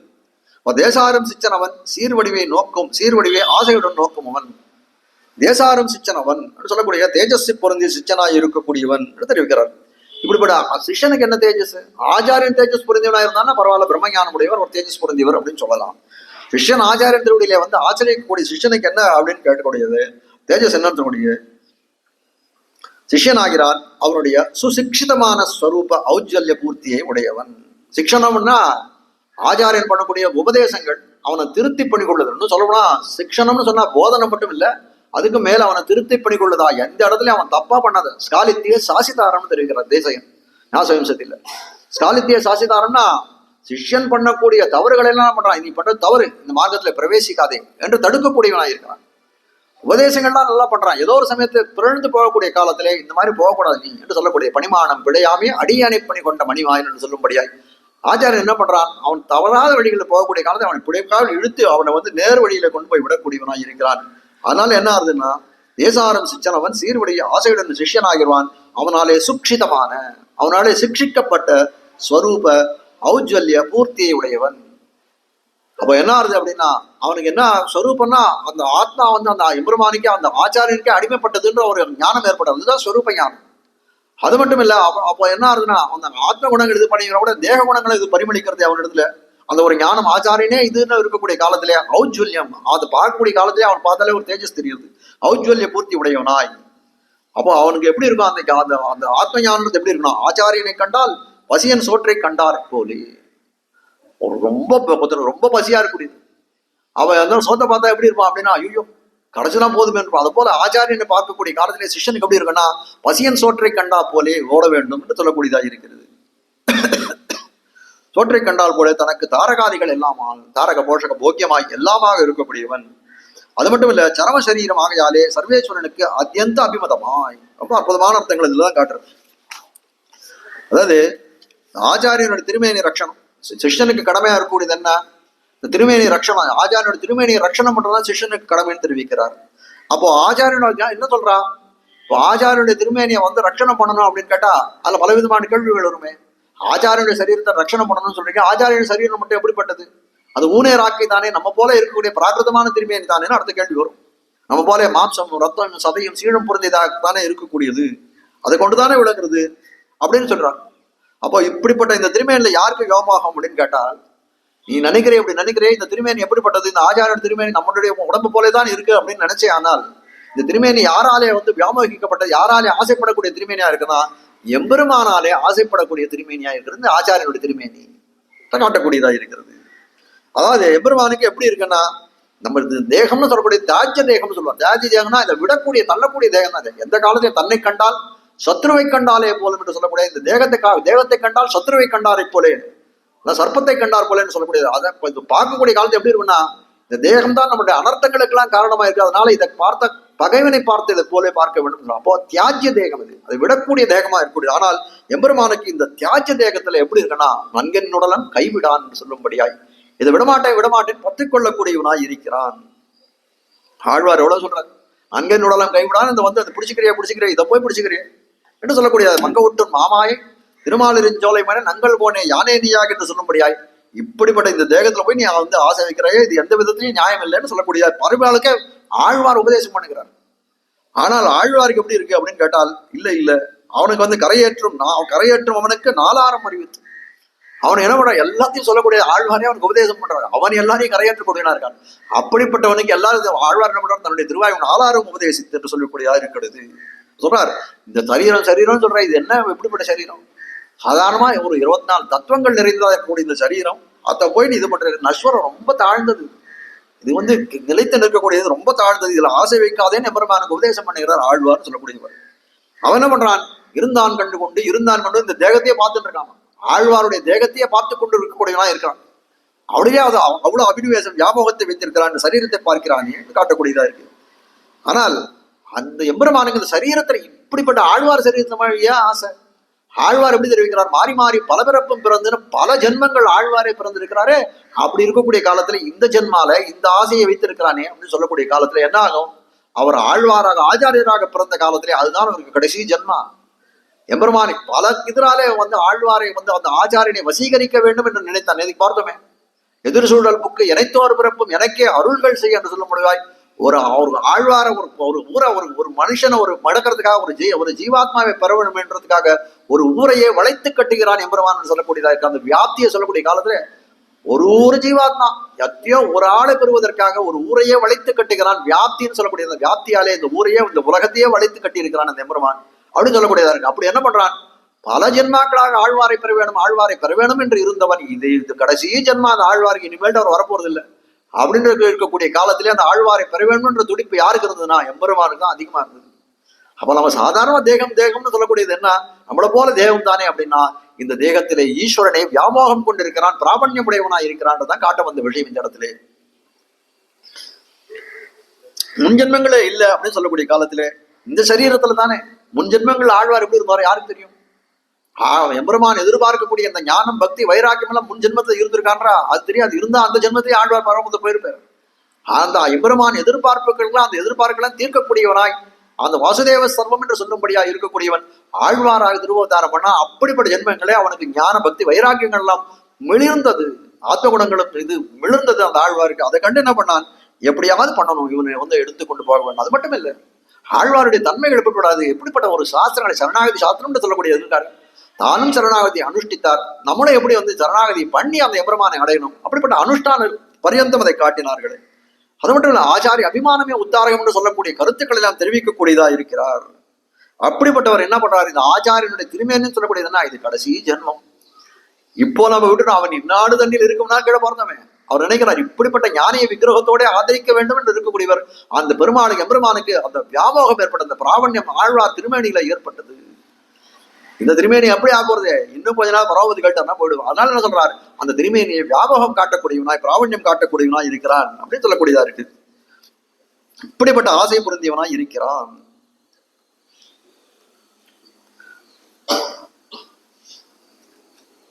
அப்படிப்பட்ட தேகத்தை எம்பெருமான் வந்து விருப்பத்தோடு இருக்கக்கூடிய ஆச்சாரியனுடைய திருமேனியில எம்பெருமானே வந்து ஒரு ஆபிமுக்கியம் காட்டுறான்னா இந்த சிஷ்யனுக்கு என்ன இது, அவன் காட்டித்தானே கைமூதிக்க நியாயம் தானே என்று சொல்லக்கூடியதா இருக்கிறது. சர்வ மங்களாவகமாய் இருக்கிற அதுக்கு மேல தெரிவிக்கிறார் ஆச்சாரியன் திருமேனியாவது எப்படி இருக்குன்னா, சர்வ மங்களாவகமாய் இருக்கிற ஆச்சாரியனோட திவ்ய விக்கிரகத்தை தெரிவிக்கிறார். அப்படிப்பட்ட ஆச்சாரியனுடைய இது இருக்கக்கூடிய திவ்ய விக்கிரகம் அந்த திருமேனி எப்படி இருக்கு அப்படின்னு கேட்டால் சர்வ மங்களத்தையும் கொடுக்கக்கூடியதா இருக்கிற வழங்கக்கூடியதா இருக்கிறது. தது உச்சித கைங்கரியங்களாலே சர்வ காலத்திலும் அவகிதனாய் அபினிவேசத்துடனே இப்படியே நோக்கிக் கொண்டு போரும் அவன் என்கை. அதான் என்னன்னா ஆழ்வாருக்கு பண்ணக்கூடிய காரியம் கீழே சொன்னேன், என்னன்னா ஆச்சாரியனுக்கு பண்ணக்கூடிய காரியம் அவன் திருவுள்ளம் அறிந்து பண்ணக்கூடியதா இருக்கணும். உச்சிதமான, அதான் சொல்ற உச்சித கைங்கரியங்களாலே, அந்த உச்சித கைங்கரியம் ஆச்சாரியன் வந்து காட்டக்கூடிய கைங்கரியங்கள், ஏவக்கூடிய கைங்கரியங்கள், ஆச்சாரியன் திருவுள்ளத்துக்கு பாங்கான கைங்கரியங்கள். அப்படிப்பட்ட சர்வ காலத்திலும் அவகிதனா, எப்பொழுதும் முதல்ல அவகிதனான கவனத்துடன், அவகிதான சர்வகாலமா எப்பொழுதும் கவனத்துடனும் செய்யக்கூடியதால், கவனத்துடன் அபினிவேசத்துடன் ஆசையுடனும் வந்து செய்யக்கூடியதா இருக்கு. அபினிவேசத்துடன் இப்படி நோக்கி கொண்டு போருவன் என்கை. அதான் யாருன்னா தேசானம் சிச்சன் தேஜஸ் புரிந்த சிஷனா இருக்கக்கூடிய எப்படி இருப்பானு இப்படிலாம் ஆச்சாரியன் திறத்துல இருப்பான் என்று காட்டக்கூடியதா இருக்கு. ஆச்சாரியன் சிஷ்யனுடைய உயிரை நோக்கும் அவன். உயிர்னா இந்த இடத்துல ஆத்மான்னு கொள்ள வேண்டும். உயிரை நோக்கும் அவன். சிஷ்யன் ஆச்சாரியனுடைய உடம்பை நோக்கும் அவன் என்றும். ஆச்சாரியன் சிஷ்யனுடைய சொரூபத்தை பேணக்கடவன். சிவஜன் போட்டு இருக்கக்கூடிய சூர்ணிகர். ஆச்சாரியன் சிஷ்யனுடைய சொரூபத்தை பேணக்கடவன், சிஷ்யன் ஆச்சாரியனுடைய தேகத்தை பேணக்கடவன். இரண்டும் இருவருக்கும் ஸ்வரூபமாய் பகவத் கைங்கரியுமாய் இருக்கும். 334, 35 ரெண்டு சூழ்நிலைகள். அதுல இதை சொல்றார். அதாவது என்ன அப்படின்னு கேட்டால், ஆச்சாரியனானவன் சிஷ்யனுடைய ஆத்மாவை பேணக்கடவன், அந்த வந்து அதுக்கு உஜ்ஜீவனத்தை பேணக்கடவனாய் இருப்பான். சிஷ்யனானவன் எப்படிப்பட்டவனுக்கான ஆச்சாரியனுடைய தேகத்தை பேணக்கடவனாய் இருப்பான் என்று சொல்லிட்டு ரெண்டும் என்ன இருக்கணும், பகவத் கைங்கரியமா இருக்கணும். அங்க பகவான் எங்க வந்தார்? ஆச்சாரியன் சிஷ்யன் ரெண்டு பேரும் இந்த நல்லத்தை வந்து தோன்றி இருக்கிறார்கள். ஆச்சாரியன் சிஷ்யன் அவர்கள் ரெண்டு பேரும் இருக்கக்கூடிய சம்பந்தமானது இந்த குரு சிஷ்ய சம்பந்தம் தான் இருக்கு. ஆனால் இதை பண்ண ஆனால் பகவத் கைங்கரியமா இருக்கும் என்று காட்டக்கூடியதா இருக்கு. இது எப்படி இப்படி இது இருவருக்கும் மேல அதுக்கு வியாக்கியானத்தை காட்டுறார். இப்படி இது இருவருக்கும் வியவஸ்திதமாக இருக்கும் என்று காட்டக்கூடியதா இருக்கிறது. அது எம்பெருமானுக்கு இப்ப ரெண்டு சூத்திரங்கள்ல காட்டக்கூடிய விஷயம் என்னன்னா, பகவத் கைங்கரியம் சொன்னாலே அப்படி எப்படி பகவத் கைங்கரியன்னு எப்படி சொல்ல முடியும்னு கேட்டா இந்த சூத்திரங்கள் தான் வழி சொல்றது. சூத்திரத்தினுடைய வியாக்கியானத்தை காட்டக்கூடிய விஷயம் என்னவா இருக்குன்னா, பெருமாளுக்கு விருப்பமா இருக்கக்கூடியது என்ன அப்படின்னு கேட்டால், அந்த ஆத்மாக்களைத்தான் பெற வேணும்னு நினைக்கலாம். இந்த ஆத்மாக்களை பெற வேணும் தான் எம்பெருமானுக்கு ரொம்ப ஆபிமுக்கியம். என்ன இது எந்த விஷயத்துலன்னா ஆத்மாக்களை பெறுவது தானே. அப்போ என்ன இருக்கு அப்படின்னு கேட்டா, இந்த ஆத்மாக்களை கௌஸ்துபஸ்தானியரா, அதாவது தன் திருமார்பலை வைத்து அணியக்கூடிய ஒரு பூஷணத்தை போல கருதுகிறான் இந்த ஆத்மா ஜீவாத்மாக்களை என்று சொல்லக்கூடியதா இருக்குது. ஆனா விக்கிரகத்தோடைய ஆதரிக்கும் என்று சொல்லும்படியா இருக்கக்கூடியது. ஆழ்வார் திருமேனில் எவ்வளவு பிராமணியம் வைத்தான் இப்போதானே பார்த்தோம். அப்போ எம்பெருமானுக்கு உபாதயமா இருக்கக்கூடியது என்ன அப்படின்னு கேட்டால், இந்த ஆத்மாக்கள் என்பவன் உபாதயனா அவனுக்கு ரொம்ப விருப்பப்பட்டதாய் அவன் கொள்ளத்தக்கதா இருக்கக்கூடியது என்ன அப்படின்னு கேட்டால் இந்த ஆத்மான்னு சொல்லக்கூடியது. அப்போ என்ன பண்றது, அந்த ஆத்மாவை ரட்சிக்கக்கூடியது அவனுக்கு என்னன்னா பகவத் கைங்கரியம் தானே. ஆச்சாரியன் பண்ணக்கூடியது என்ன, பகவத் கைங்கரியம் தானே. ஆத்மா என்னன்னா எம்பெருமானுக்கு ரொம்ப விருப்பமானது, ஜீவாத்மாக்களை பெற வேணும்னு விருப்பத்தோடு இருக்கிறான். அப்படி அந்த ஆத்ம ரட்சணத்தை செய்யக்கூடிய ஆச்சாரியன் செய்யக்கூடியது பகவத் கைங்கரியம் என்று தெரிவிக்கிறார்கள். கீழே தெரிவிச்சோம், கீழே தான் பார்த்தோமே. அந்த ஆச்சாரியன் எப்படிப்பட்டவனா இருக்கான், ஆச்சாரியன் திருமையிலே வந்து எம்பெருமான் அவ்வளவு போகித்தனா இருக்கான், வந்து வியாமோகன் படைத்தவனா இருக்கான். அப்படி இருக்கக்கூடிய காலத்துல ஆச்சாரியனுடைய தேகத்தை ரட்சிக்கக்கூடியது என்ன அப்படின்னு கேட்டால் அந்த சிஷ்யனுடைய கடமையா இருக்கு. அப்போ சிஷ்யன் பண்றது என்ன, அதுவும் பகவத் கைங்கரியம் தான் என்று சொல்லக்கூடியதா இருக்கு. பரஸ்பரம் என்ன பண்றாரு, ரெண்டு பேரும் பகவத் கைங்கரியம் தான் பண்றாரு. ஆனா ஆச்சாரியனுக்கு நான் கைங்கரியம் பண்ணாலும் அது எப்படி இருக்குன்னா அது பகவத் கைங்கரியமா இருக்கு. ஆச்சாரியன் நமக்கு ஒரு நன்மை செய்தாலும் அது என்ன இருக்கு, அது பகவத் கைங்கரிய ரூபேன. நம்ம வந்து பண்ணக்கூடிய சங்கல்பங்கள்லாம் என்ன சொல்றோம், ஸ்ரீ பகவத் ஆக்கியா பகவத் கைங்கரிய ரூபம் அப்படிதானே வந்து சங்கல்பம் பண்றோம். அதான் பகவத் கைங்கரியம் எதை பண்ணாலும் பகவத் கைங்கரியம் தான். அப்படி நினைச்சுதான் பண்ணணும். எதையுமே எந்த இதையும் நம்ம பண்ணப்போ எந்த பிரவருத்தியும் நம்ம பண்ணாலும் இது இதுக்காக தான் பண்றோம். எது நம்மளுடைய அது அந்த ஒரு இதுவா இருக்கலாம், சுத்திர பலனா கூட இருக்கலாம். அப்படி பண்ணக்கூடிய காலத்துல இது அர்த்தமாக இது பகவத் கைங்கரிய ரூபமாக செய்கிறேன் அப்படின்னு சொன்னா அதனால நம்மளுடைய பாபங்கள் எல்லாம் தொலைந்து போகும் என்று காட்டுகிறார்கள். பகவத்கீதை என்றும் இப்படி இது இருவருக்கும் வியவஸ்திதமாயிருக்கும்.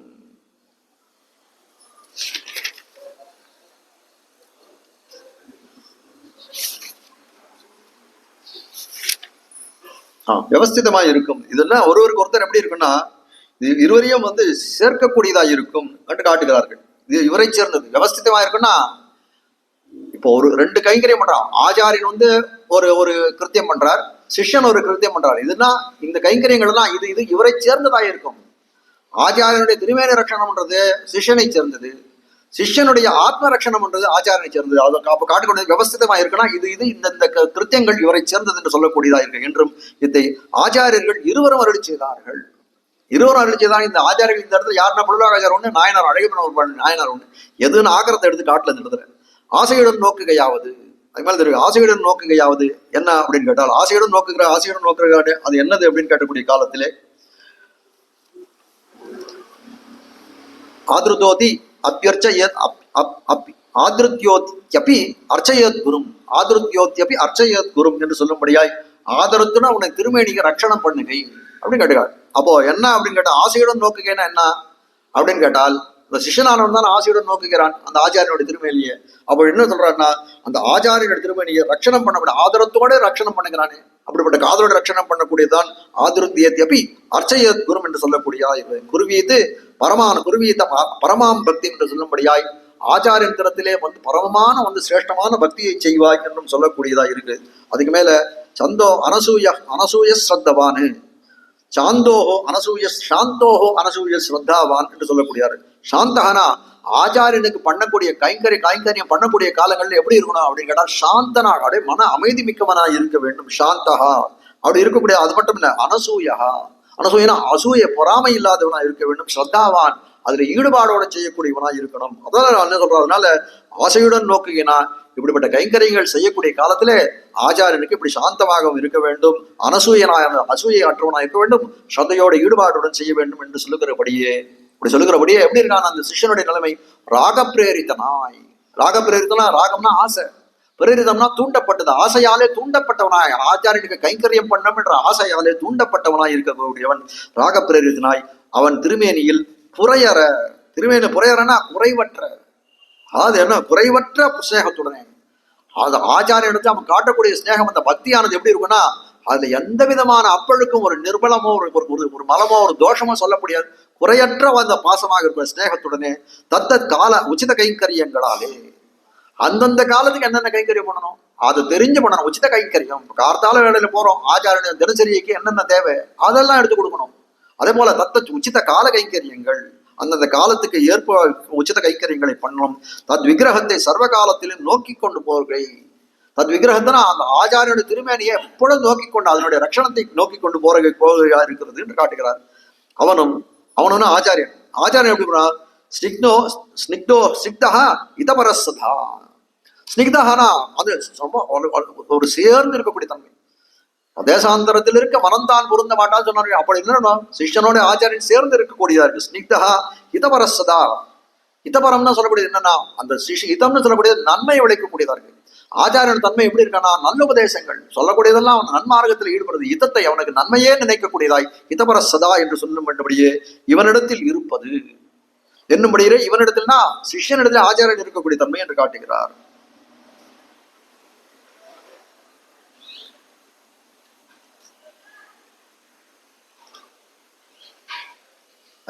ஆறுயிர் என்கையாலே, ஆறுயிர் அப்படின்னு சொல்ற, ஆறுயிர் அப்படின்னா என்ன அப்படின்னா ஆத்மா.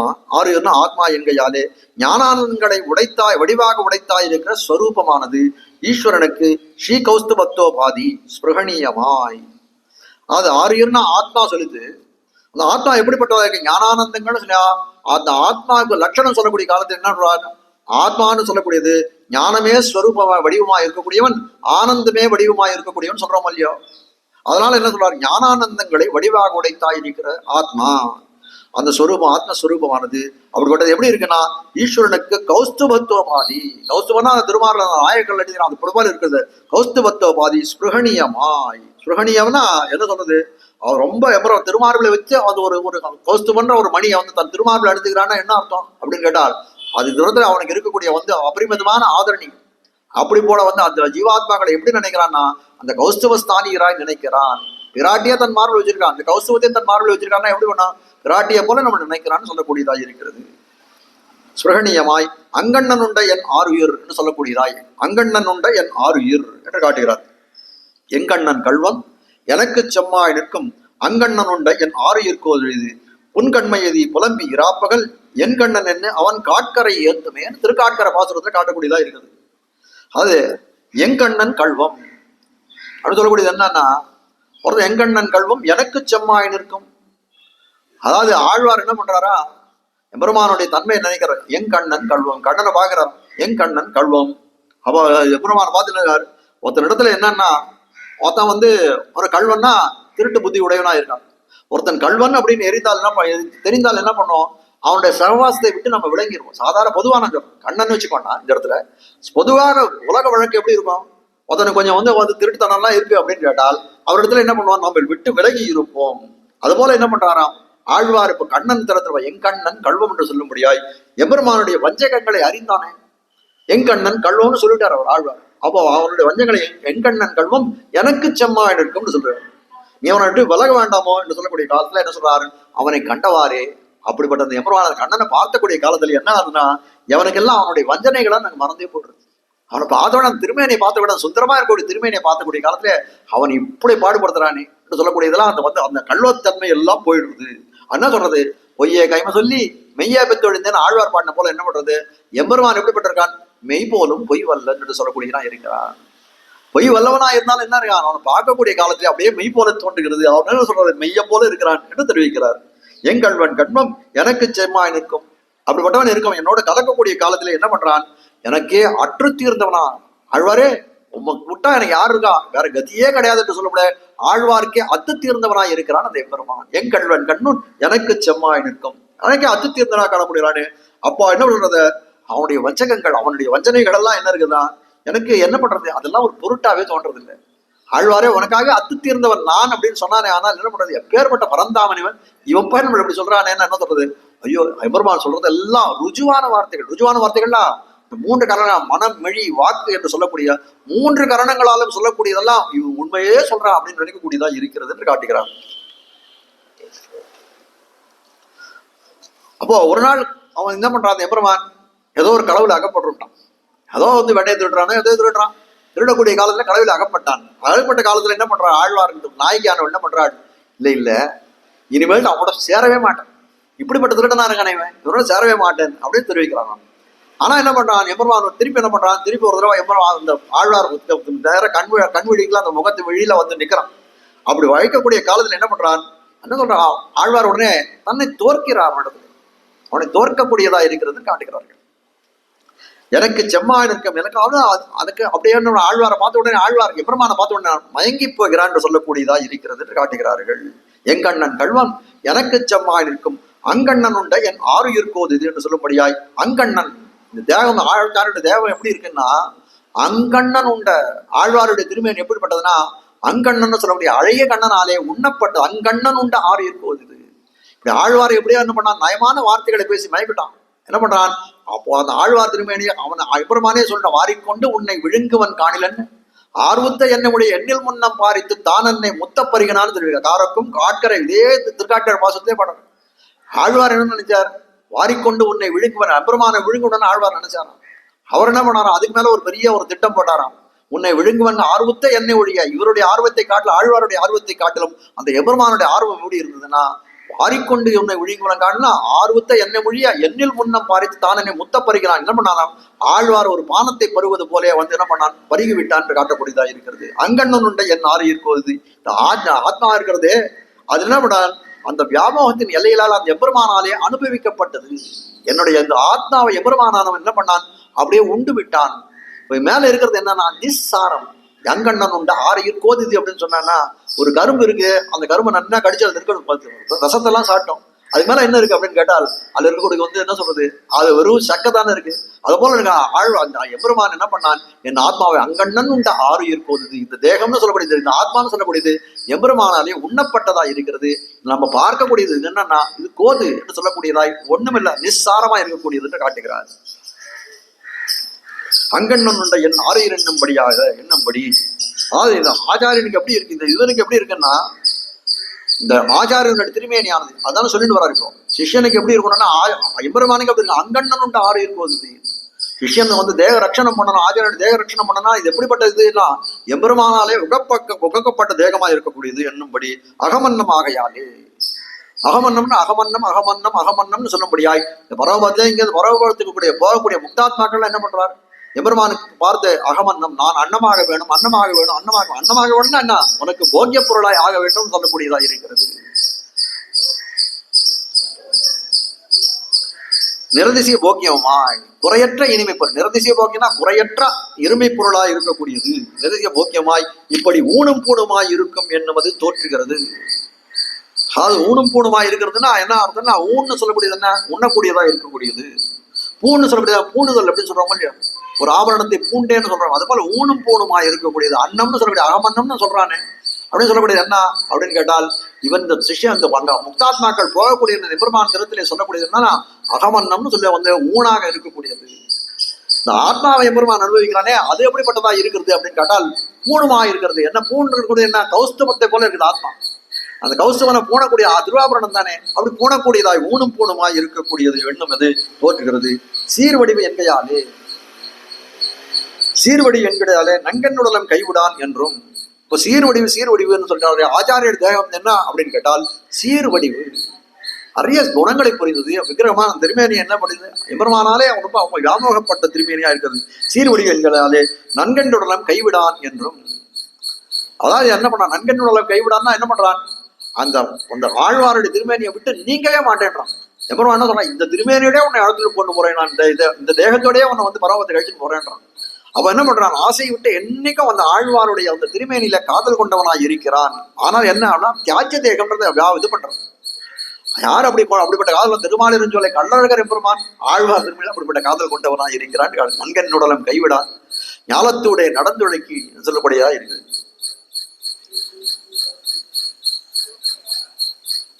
நன்கனுடலம் கைவிடான் என்றும் க்ஷணேபிதே யத் விரஹோ அதிதுஸ்ஸகா, க்ஷணேபிதே யத் விரஹ அதிதுஸ்ஸகா. ஆளவந்தார் சொல்றது ஆழக்கூடிய இருக்குது. க்ஷணேபிதே அப்படிப்பட்டவனை விட்டு பிரிந்தால் என்ன, ஈஸ்வரனுக்கு க்ஷணகால விசேஷம். அந்த ஈஸ்வரனுக்கு அந்த ஆச்சாரியனை விட்டு அந்த ஆழ்வாரை விட்டு க்ஷணகாலம் விசேஷம். ஒரு க்ஷணகாலம் பிரிந்திருந்தா கூட எப்படி இருக்குன்னா அசக்கியமா முடியாது, அதை தாங்க முடியல, பொறுக்க முடியாத அசக்கியமா அபிமத விஷயத்தில் உண்டான அத்தியந்த வியாமோகம் தோன்றுகிறது. அப்படிப்பட்ட வியாமோகம் அவனுக்கு இருக்கக்கூடிய பிராவண்யம் அந்த காதல் தெரிவிக்கிறது. இப்படி ஈஸ்வர பிரீத்தி ஹேத்துவான தேகாத்ம ரட்சண தத்பரராய் போர்பவர்கள். இப்ப என்ன சொன்னா, முதல்ல ஒண்ணு சொன்னா ஆச்சாரியனுக்கு ஒரு இது, சிஷ்யனுக்கு ஒரு கடமை சொன்னா. இப்ப வந்து என்ன சொன்னார், சிஷ்யனுடைய ஆத்மா எம்பெருமானுக்கு வேண்டிதான் இருக்கு, ஆச்சாரியனுடைய தேகம் எம்பெருமானுக்கு வேண்டிதான் இருக்கு. அப்போ ரெண்டுமே உகந்த பொருளா இருக்குது ஆச்சாரியனுக்கு அந்த எம்பெருமானுக்கு. அப்போ எழுக்கிற காலத்துல இப்படி ஈஸ்வர பிரீத்தி ஹேத்துவான தேகாத்ம ரட்சண தத்பரராய் போருபவர்கள். ஈஸ்வரனுக்கு பிரீத்தியா எந்த பொருள் இருக்கு, ரெண்டு பொருள் இருக்கு. ஒண்ணு அந்த ஆச்சாரியனுடைய தேகம், ஒண்ணு ஆத்மான்னு சொல்லிட்டு அந்த சிஷ்யனுடைய தேகம் ஆத்மா. அப்படி ரட்சண தத்பரராய் போருபவர்கள். அதாவது அந்த ஆச்சாரியனுடைய அந்த எம்பெருமானுடைய தேகாத்ம ரட்சண தத்பராய் போர்வர்கள் சச்சிஷ்ய சதாச்சாரியர்கள் என்று சொல்லப்படுகிறார். எம்பெருமானாலுடைய காக்கப்படுவர்களாக இருக்கக்கூடியவர்கள் யார் அப்படின்னு கேட்டால், ஒருத்தர் தேகஸ்தானியராக இருக்கக்கூடியவர் ஆச்சாரியன், ஆத்மஸ்தானியராக இருக்கக்கூடியவர் அந்த சிஷ்யன். அப்படி ரெண்டு பேரையுமே ரட்சணஸ்தானர்களா இருக்கக்கூடிய அவர்கள் யாருன்னா சிஷ்ய சதாச்சாரியர்கள் என்று சொல்லப்படுகிற அவர்கள் தான் ஆச்சாரியனும் சிஷ்யனாக இருக்கக்கூடியவர்கள் என்று சொல்லப்படுகிற இந்த சூக்ஷ்ம ஞானத்தை சொல்லக்கூடிய விஷயம் இந்த இடத்துல என்ன அப்படின்னா, நுண்ணறிவை கேட்டு வைத்தோம் சொன்னார் இல்லையோ. நுண்ணறிவுனா என்ன, ரொம்ப நுண்ணியதா இருக்கக்கூடியதுதான் சூக்ஷ்ம அறிவு. சூக்ஷ்ம அறிவுனா என்ன, நம்ம சாதாரணமா தெரிஞ்சுக்க முடியாது. ஒரு வாசகத்தை வாசிக்கக்கூடிய காலத்தை தெரியும், உள்ளுரை பொருள் அறிந்து தெரிஞ்சுக்கலாம், அதோட ஆழ்பொருளா இருக்கக்கூடியது. இப்படிப்பட்ட சூக்ஷ்ம ஞானத்தை சாஸ்திர முகத்தாலும் சதாச்சாரிய வச்சனத்தாலும் ஸ்ரவித்து வைத்தோம். சதாச்சாரி இது சூக்ஷ்ம அறிவை சொல்லக்கூடியது யாருக்கு அப்படின்னு கேட்டால், அந்த தேகமும் ஆத்மாவும் எம்பெருமானுக்கு ரொம்ப வியாமோகம் படைத்ததாக இருக்கக்கூடியது. ஆனால் சொல்றாரு, இப்படிப்பட்ட அந்த ஆத்மா அந்த ஆச்சாரிய திருமேனியில வந்து ஆசை வைக்கணுமே அப்படின்னு சொல்லக்கூடிய காலத்துல அந்த நுண்ணறிவை கேட்டு வைத்தும். அப்படிப்பட்ட சூக்ஷ்மமான ஞானத்தை எப்படி லபிக்கிறான் அந்த சிஷ்யனானவன் சொல்லக்கூடிய காலத்துல சாஸ்திர முகத்தாலும், சாஸ்திரங்கள் தெரிவிக்கிறது ஆச்சாரியனுடைய பெருமையை, சதாச்சாரிய வச்சன ஆச்சாரியனை தெரிவிக்கிறான் தன்னுடைய பெருமையை. அது ஸ்ரவித்து வைத்தும் கேட்டு வைத்தும் என்ன பண்ணார், ஆர்க்கும் மண்ணேர் நிற்க எரிதாம். அப்படி கேட்டாலும் என்ன ஆகுதுன்னா அந்த நிலையிலே நிற்பது அது வந்து என்ன சொல்றது, அரிதாம் சொல்லக்கூடியா இருக்குது. எத்தனை அதிசயத்தை ஞானராய் இருக்கும் அவர்களுக்கும் நல்ல பெரிய ஞாதாவா இருக்கும், பெரிய ஞாதாவா இருக்கிறான். அப்படி இருக்கக்கூடிய காலத்துல அவனுக்கு என்ன பண்றாள், இந்த அரிதான அனுஷ்டானத்திலே நிஷ்டையுடைய ஆகை துர்லபமிரே. நல்ல ஞானம் படைத்தவனா இருந்தாலும் இந்த அனுஷ்டானம் வருது ரொம்ப கஷ்டம். அது சால அருமை உண்டு, ரொம்ப அருமை உண்டு. அதுக்கு கேட்டு வைத்தும் ஆர்க்கு மன்னர் நிற்கை அரிதாம். அதான் சொல்ற விட்டு சித்தர் கேட்டு இருப்பார்னு சொன்னபடியாய் கேட்டு இருந்தா போதாது, கேட்டு அனுஷ்டானம் பண்ணணும்னு சொல்றாரு. கேட்டு வைத்தும் ஆர்க்கு மன்னர் நிற்க செவிக்கு இனிதா இருக்கும் அவற்றை கேட்கலாம் அத்தனை போக்கி. இப்படிப்பட்ட உபதேசங்கள்லாம் எப்படி இருக்கு, செவிக்கு இனிதா இருக்கும் கேட்கலாம் அத்தனை கேட்டா போதும் அப்படின்னு நினைச்சுட்டா அப்படி இல்ல, கேட்கலாம் அத்தனை போக்கி நான் என்கிற ஞாதாக்களும் அதில் உத்கிரமத்தின் அனுஷ்டானத்தில் நிஷ்டையுடையராகை துர்லபமிரே இருக்கிறார். ஞான் அப்படின்னு சொல்றா, அதை சொல்லக்கூடிய ஞாதாக்கள் அது இதாவது என்ன சொல்றா, இந்த ஆச்சாரியன் சிச்சன் ஆரியரை வேணும், அவன் தேசாரம் சிச்சன் அவன் சீர்வடைய வேணும் அப்படின்னு சொல்லக்கூடியது. இப்படிப்பட்ட இதை ஞானத்தை இது பண்றாள் சொல்லக்கூடிய ஞாதாக்களும் அதன் உக்த கிரமத்தை அது சொல்லக்கூடிய உபதேசம் பண்ணக்கூடியவர்களே அது சொன்ன விஷயத்தை என்ன பண்றால் அனுஷ்டானத்திலே அவர்களே சொல்லக்கூடிய உபதேசம் பண்ணக்கூடியவர்களே இதை அனுஷ்டானத்திலே நிஷ்டையை உடையராக துர்லபமரே. அப்ப என்னன்னா உபதேசம் பண்றவனுக்கு கஷ்டமாக இருக்கக்கூடிய இந்த நிஷ்டைன்னு சொல்லக்கூடியது. ஆகையால் ஆச்சாரியம் அப்படி எது அது கிடைக்காதே போயிடுமா அப்படின்னு கேட்டால் கண்டிப்பாக கிடைக்கும். எப்படி கிடைக்கும்னா ஆகையால் ஆச்சாரிய பிரசாதத்தாலே அயத்னமாக லபிக்கும் அதை சுயத்னத்தாலே லபிக்க அரிதாயிர இருப்பது. எனக்கு அந்த ஞானம் ஏற்பட்டு போச்சு, நாளையிலேருந்து வச்சுக்கலாமா, இல்லைன்னா அதை நிஷ்டையில கொண்டு வருமானா? அப்படிலாம் முடியாது. ஞானம் ஏற்பட்டா போதுமா? நான் ஞானம் ஏற்பட்டா போதாது. அது கைசிக மகாத்மியம். ஒருத்தர் ஒரு ஒரு பெரிய உபன்யாசம் வித்வான் கைசிக மகாத்மியம் கற்பனையான கதை தான், உண்மையான கதை இல்லை, யாரையும் நீங்க நினைச்சு வேண்டாம். அது கைசிக மகாத்மியத்தை சொல்லிட்டு வர்றேன். கைசிக மகாத்மியம் சொல்லிட்டு வரக்கூடிய காலத்துல என்ன சொல்றார், அந்த கைசிக மகாத்மியத்துல ஒரு கட்டத்தில் என்ன சொல்றாரு, இந்த நிஷித்தமான பதார்த்தங்கள்லாம் சொல்லக்கூடிய காலத்துல சொரக்காய்னு சொல்லக்கூடியது ரொம்ப நிஷித்தமான பதார்த்தம், அதை யாரும் சாப்பிடக்கூடாது அப்படின்னு கைசிக மகாத்மியம் சொல்லியிருக்கு. ஆனால் இவருக்கு இந்த சொல்ற ஆச்சாரியனுக்கு என்ன பண்ணா அந்த சொரக்காய் மேல ரொம்ப இஷ்டம். சொரக்காய் இல்லாத ஒரு நாள் கூட அவர் சாப்பிட மாட்டார். அவர் என்ன பண்ணாரா, அன்னைக்கு இந்த சொரக்காயை சொல்லக்கூடிய காட்டில் இந்த சொரக்காயை தவிர்க்க வேணும்னு சொல்லக்கூடிய கட்டத்துல என்ன பண்ணார், அவருடைய தேவைகளை அன்னைக்கு பார்த்து உபன்யாசம் வந்துவிட்டான். அதை சொல்லி இவர் சொரக்காய் பத்தி சொன்னதெல்லாம் இவருக்கு கேட்டுவிட்டான். இவர் நித்தியம் சாப்பிட்றாரு இந்த மாதிரி சொல்றாரு அப்படின்னு சொல்லிட்டு சரி இன்னைக்குல நிறுத்தணும் போல இருக்குன்னு என்ன பண்ணிட்டார், அவர் நிறுத்திட்டான். மறுநாள் காலத்தால் அவர் போய் எல்லாம் அவருக்கு பிரசாதத்தெல்லாம் இது பண்றா. சாதிக்கூடிய காலத்துல கேட்கிற சொரக்காய் எங்க அப்படின்னு கேட்டாராம். இருந்தாலும் சொன்னார் நேற்றுக்கு அது நிஷித்தம், அதை பார்த்து சாப்பிடக்கூடாதுன்னு. அது ஏட்டுச்சுரைக்காய். அது சொன்னா அது ஏட்டுச்சுரைக்காய். ஏட்டுச்சுரைக்காய் கறி குதவாதம் சொல்லும்படியாய் அது ஏட்டை எடுத்துறதுக்கு தான் பிரயோஜனம், அனுஷ்டான பரியந்தம் அதை கொண்டு வர முடியாதுன்னு சொல்லக்கூடியதா இருக்கிறது. அப்போ அனுஷ்டான பரியந்தம் எப்படி இருக்குன்னா அது கொண்டு வருது ஆத்மன்யர் நிற்க எரிதான் என்று சொல்லக்கூடிய உபதேஷ்டாவா இருக்கக்கூடியவனே இப்படிப்பட்ட ஒரு ஆச்சாரத்தை கடைபிடிப்பது ரொம்ப கஷ்டமாக இருக்கக்கூடியது. அது கிடைக்கவே அப்படின்னா கிடைக்காதாது அப்படின்னு கேட்டால் இல்லை, கிடைக்கும். எப்படி கிடைக்கும்னால் ஆகையால் ஆச்சாரிய பிரசாதத்தாலே ஆச்சாரியோட அனுகிரகம் இருக்கணும். ஆச்சாரியன் அருள் பண்ணணும். இப்படிப்பட்ட அருள் இப்படிப்பட்ட அனுஷ்டானம் உனக்கு ஏற்படணும், ஆச்சாரியோட அருள் ஏற்பட வேண்டும். அது மட்டும் இல்ல, நம்ம யத்னம் பண்ணணுமா அப்படின்னா அயத்னமாக லபிக்கும். எப்படி மோட்சத்துக்கு நீ யத்னம் பண்ணணுமானா எந்த யக்ஷனம் பண்ண ஒண்ணும் பண்ணுவானா என்கிட்ட ஒன்னொற்ற நோன்பிலேன் நுண்ணறிவிலேன் என்று சொல்லும்படியாய் மோட்சத்துக்கே அப்படின்னு இருக்கக்கூடிய காலத்திலே இப்படிப்பட்ட அனுஷ்டானம் லபிக்கணும் அப்படின்னு கேட்டால் ஆச்சாரின் அனுகிரகத்தாலையும் அயத்னமாகவும் எந்த யத்னம் முயற்சியும் செய்யாமலும் லபிக்கக்கூடியதா இருக்கக்கூடியது. அப்படிப்பட்டதை என்ன நினைக்கிறோம், என்னுடைய யத்னத்தால அது கிடைக்கும்னு நம்ம நினைச்சோம், ஆனால் அது அரிதிலும் அரிதாக போய்விடும். சுயத்னத்தாலே லபிக்க அரிதாயிரே இருப்பது என்று சொல்லி இந்த பாசுரத்துடைய தலை கட்டுகிறார். ஒரு 2 பாசுரம் பார்த்தோம். இப்போ இதுல காட்டக்கூடிய விஷயம் என்னன்னா ஆச்சாரியனுடைய கடமை சிஷ்யனுடைய ஆத்மாவை பேணக்கூடியவனா, அந்த உஜ்ஜீவனத்தை பேணக்கூடியவனா இருக்கணும். சிஷ்யனுடைய கடமையானது ஆச்சாரியனுடைய தேக லட்சணத்தை பேணக்கூடியவனா இருக்கணும். இப்படிப்பட்ட அனுஷ்டானம் ரொம்ப கஷ்டம், ஆனால் அப்படிப்பட்ட அனுஷ்டானமும் ஆச்சாரியனுடைய கிருபையாலே நமக்கு லபிக்கும் என்று ரொம்ப அழகாக இந்த வியாக்கியானம் இந்த பொருளை அழகாக காட்டியிருக்கார் புலராஞ்சியர் சுவாமி. அதுக்கு அனுகுணமாக அந்த திருவுள்ளத்தை கருத்தை அறிந்து வியாக்கியானம் என்று இருக்கிறார். அதனால இந்த இடத்துல இந்த வியாக்கியானத்தை நிறுத்துவோம், என்னுடைய அனுபவத்தை நிறுத்துவோம். ஸ்ரீமதே ரம்யஜா மாத்ரு முனீந்திராய மகாத்மனே ஸ்ரீரங்கவாசினே பூயாத் நித்யஸ்ரீர் நித்யமங்கலம். மங்களம் குருவரியாய மங்களம் குணசிந்தவே வாதிபீதிகரார்யாய நித்யஸ்ரீர் நித்யமங்கலம். ஸ்ரீமத் சுந்தர ஜாமாத்ருமணி மானசவாசினே அண்ணங்கராரியவரியாய நித்யஸ்ரீர் நித்யமங்கலம். தடை நல்ல இன்பம் தலைப்பேதெங்கும் தழைக்கவே. லோகாः समस्ताः सुखिनः भवन्तु, समस्त सन्मङ्गलानि सन्तु. ஆழ்வாரின் பெருமானார் திருவடிகளே சரணம்.